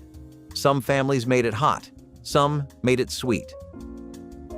The argument over whose version was better was an argument that never got settled, which is how you knew it mattered. If you told someone today that your mother baked a cake with a can of Campbell's tomato soup, they would look at you like you had lost your mind. But in the 1960s, tomato soup cake was a real thing that real women made and real families ate after supper on a Wednesday. The recipe had been circulating since the Depression, when Campbell's printed it on the label to sell more soup, and it worked because the tomato gave the cake a warm, spiced flavor, not unlike carrot cake. Moist, dense, with a sweetness that came from the sugar in the soup itself. Most mothers added cinnamon, cloves, and raisins, then finished it with cream cheese frosting, and if you did not know the secret ingredient, you would never have guessed. The cake doubled as a supper dessert, something sweet to end a cheap meal on a full note. It vanished when convenience cake mixes made from scratch baking feel unnecessary, and with it went one of the strangest and most satisfying tricks the American kitchen ever produced. Tomato surprises were hollowed-out tomatoes that had been stuffed with fillings you probably won't be able to guess, even if I pay you to. Hollowing out different kinds of vegetables, fruits, and peppers was a common and beloved culinary trend in America. But this was just taking things way too far. You know how some people just live for watching the world burn? I think whoever first came up with this recipe was the textbook definition of that personality type. For the atrocious fillings, you had tuna salad, shrimp salad, deviled ham, and eggs, and for the sweet ones, you had jellied fruit, cottage cheese, and whether or not you can believe it, marshmallows. It was actually considered a cocktail party snack at one point, and the entire idea behind naming it Tomato Surprises is that you really won't be able to tell what's in the damn thing. You'd be better off if you could, since then you'd know not to ever pick these up. Some foods should come with a warning, you know? Like, I get having creative party food, but you shouldn't sell your soul out just for that. Cornbread and beans are another one that we unfortunately just left behind in the 70s. Healthy eating like that looks and sounds real good on paper. And don't get me wrong, people find ways to make it work in real life and practical application too. I mean, it didn't get to being such a popular staple crop for no reason, you know? Unfortunately, people tend to get tired of what they become too codependent on. Corn was abused so much as a crop during the 20th century, whether it was the massive amounts of overfarming for big-time canning companies or whether it was the massive amounts of corn that people were farming and putting to use during the Depression. Suffice it to say that cornbread definitely wasn't something people were waking up excited for. at least not well into the 2000s, when they were exposed to so many options from other cultures. Beans are still a regional favorite, and in the South, there's still a deep-found appreciation for cultural foods like black beans. They just don't really make the front of the cookbook anymore, you know? Pork chops and applesauce might sound like something from the 1970s, but it had real staying power into the 1980s. It was the kind of meal that felt both retro and reliable. Pork chops, pan-fried in a little butter or oil, were the centerpiece. Thin cut or bone-in, sometimes breaded, sometimes not. They were not fancy, but when they were seasoned well and seared just right, they brought serious flavor. The applesauce came on the side, often from a jar, sweet and cold against the warmth of the meat. Some people thought it was strange, others thought it was genius. The sweet and savory contrast worked better than expected. It gave the dish balance, simplicity, a little surprise. If your mother grew up on it, chances are she passed it down without changing a thing. Pork chops and applesauce did not need a lot of ingredients or time. It needed a skillet, a jar, and a family willing to sit at the table together. That was the magic of it. Number 9. Wilted greens and ham hock. A ham hock cost about 20 cents at a rural butcher in 1964. Into a pot of water it went, like a promise kept overnight, covered and simmered for 2 hours while the collagen in the bone dissolved and turned the broth dark and smoky. Then, a whole head of mustard greens or collard greens, washed and torn by hand, dropped into the pot and pushed down under the broth. Simmered another 45 minutes until the greens went silky and collapsed, and the liquid they gave off mixed with the ham broth into something called pot liquor. In the tobacco farming communities of eastern North Carolina and the river counties of Mississippi, pot liquor was not a byproduct. It was the point. Cornbread was crumbled directly into the broth, which is called soppin', and which is as old as the South itself. Your grandmother did not throw away the greens broth. She ladled it into cups for the children like medicine. It was, in fact, medicine, free from the garden, effective in the way only real food can be. The iron content of those greens exceeded most vitamins of the era.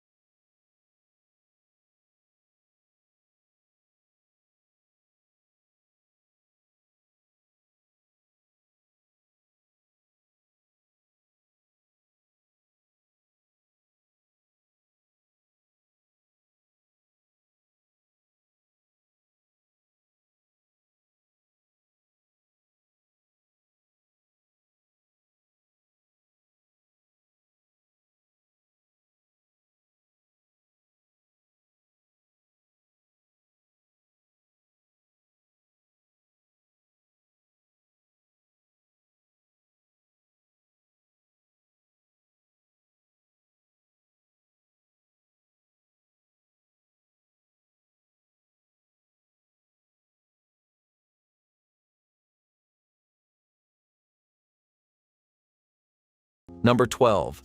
Salt pork and wild greens. Salt pork was the backup when the smokehouse ran low. It was pork belly cured in nothing but salt, packed in a barrel, and it lasted months without spoiling.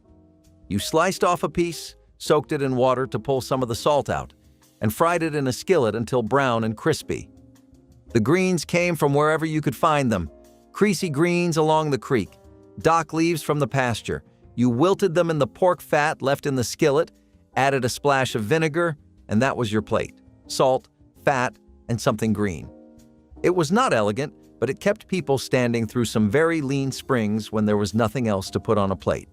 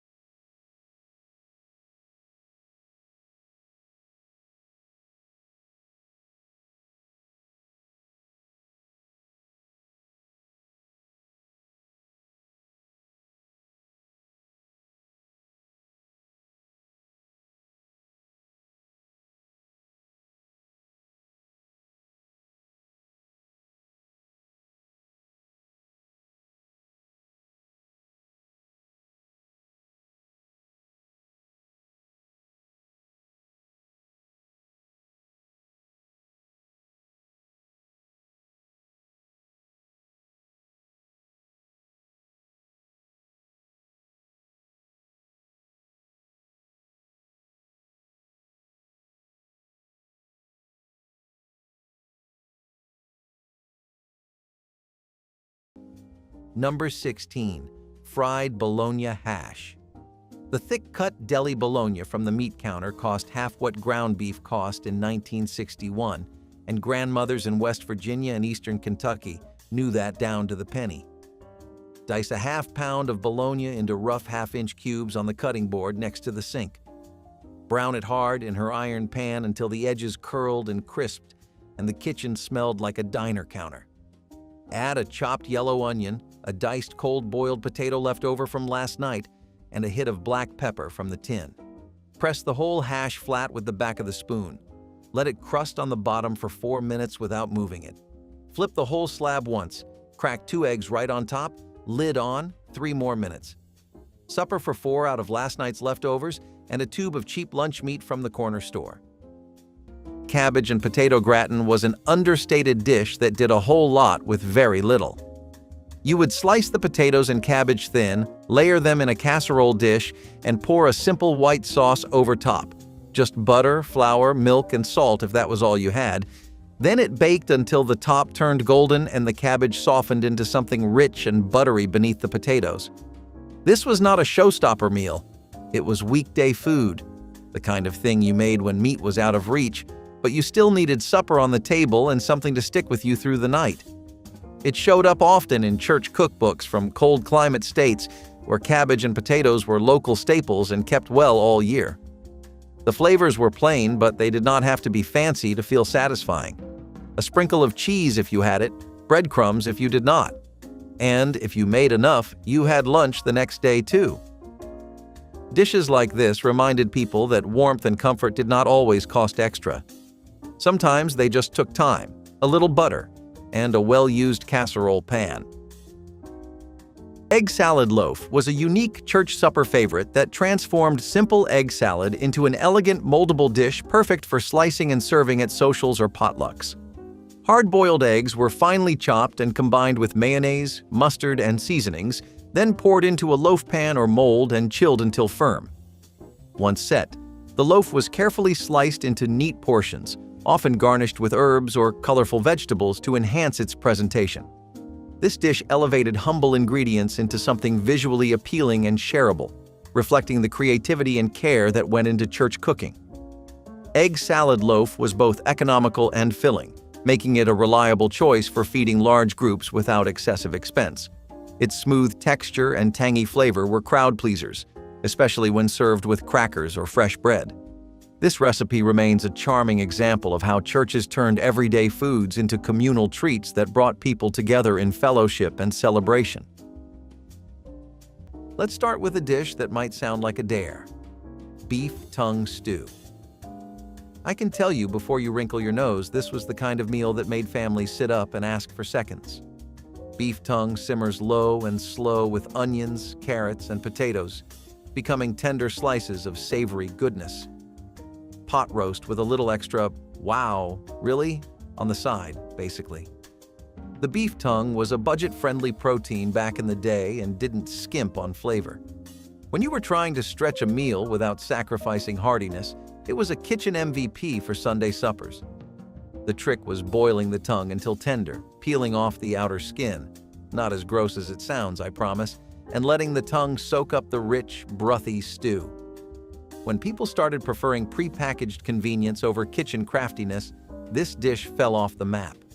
Beef tongue stew is a culinary throwback, but if you can find a tongue at your butcher or muster the courage to try one, then it's worth exploring. It's earthy, tender, and the sort of meal that makes you feel tied to a simpler, thriftier time.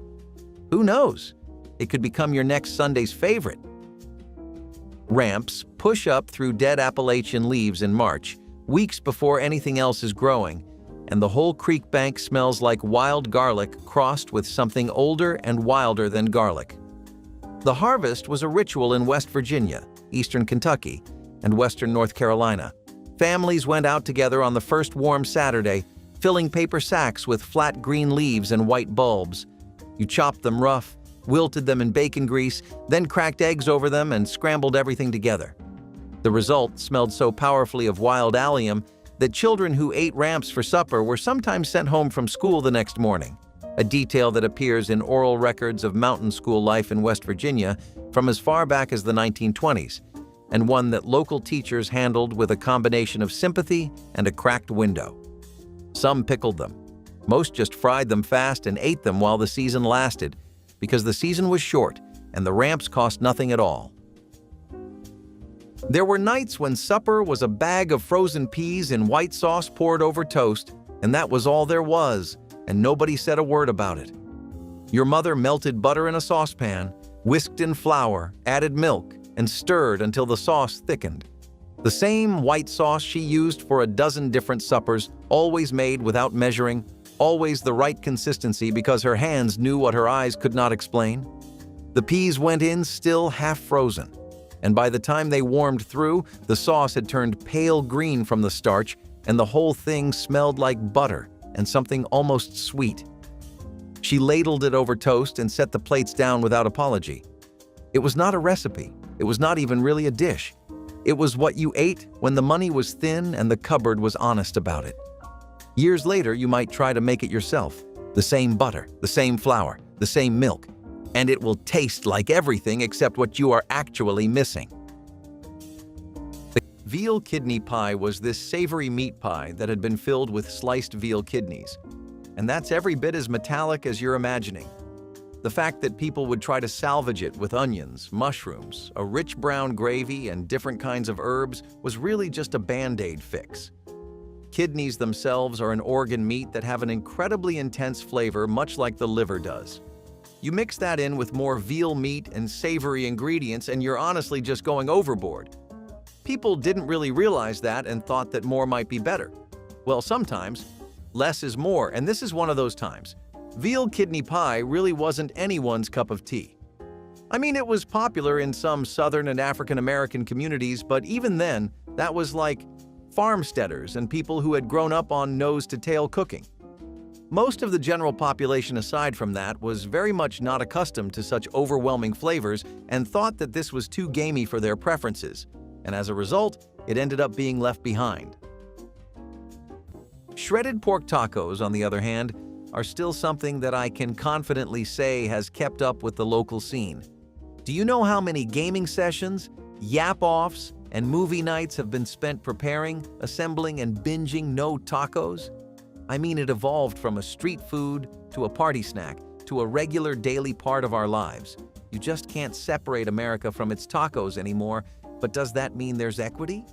Is the socio-political state of the taco world a hierarchy where others sit at the top and some get to be stuck at the bottom ladder, forever lost to time?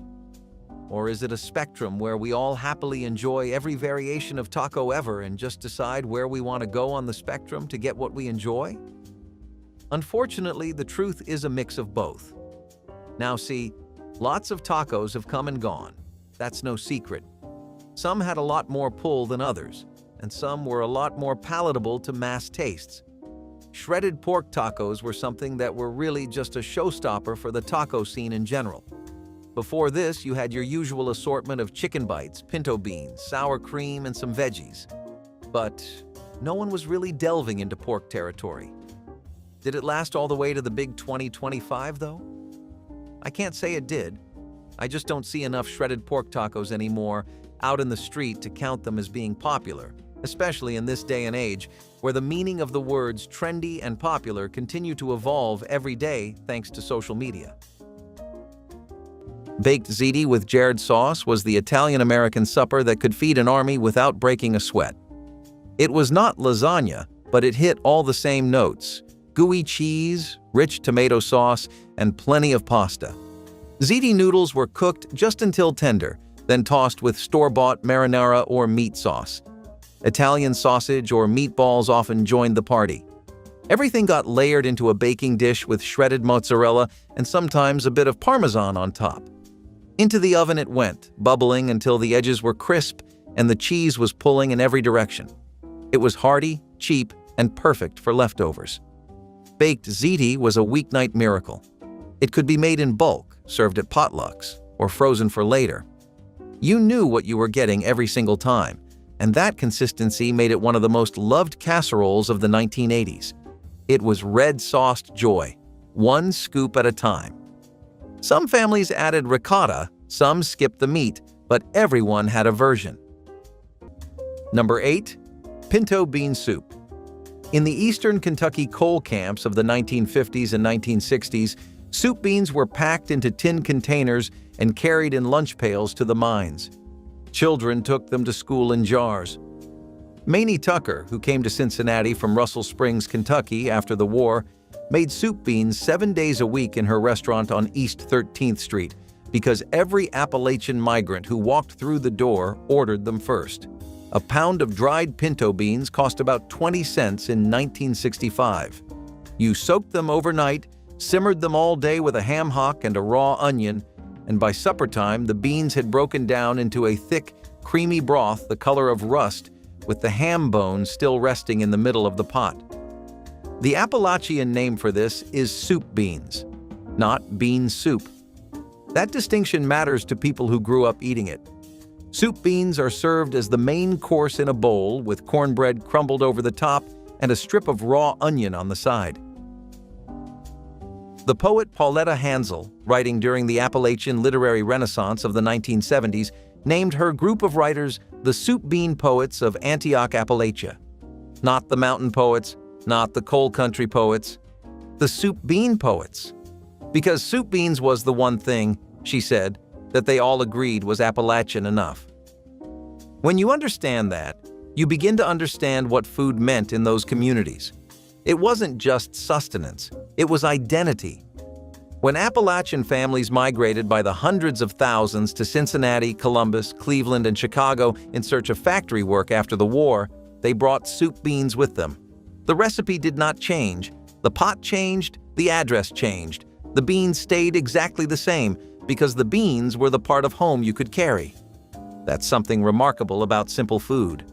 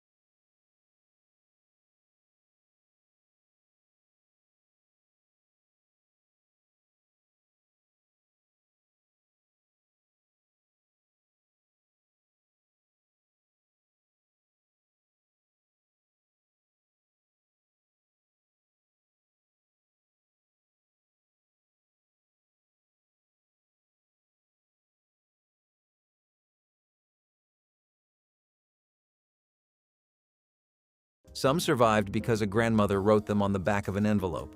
Others because a daughter watched closely enough to never need the recipe at all.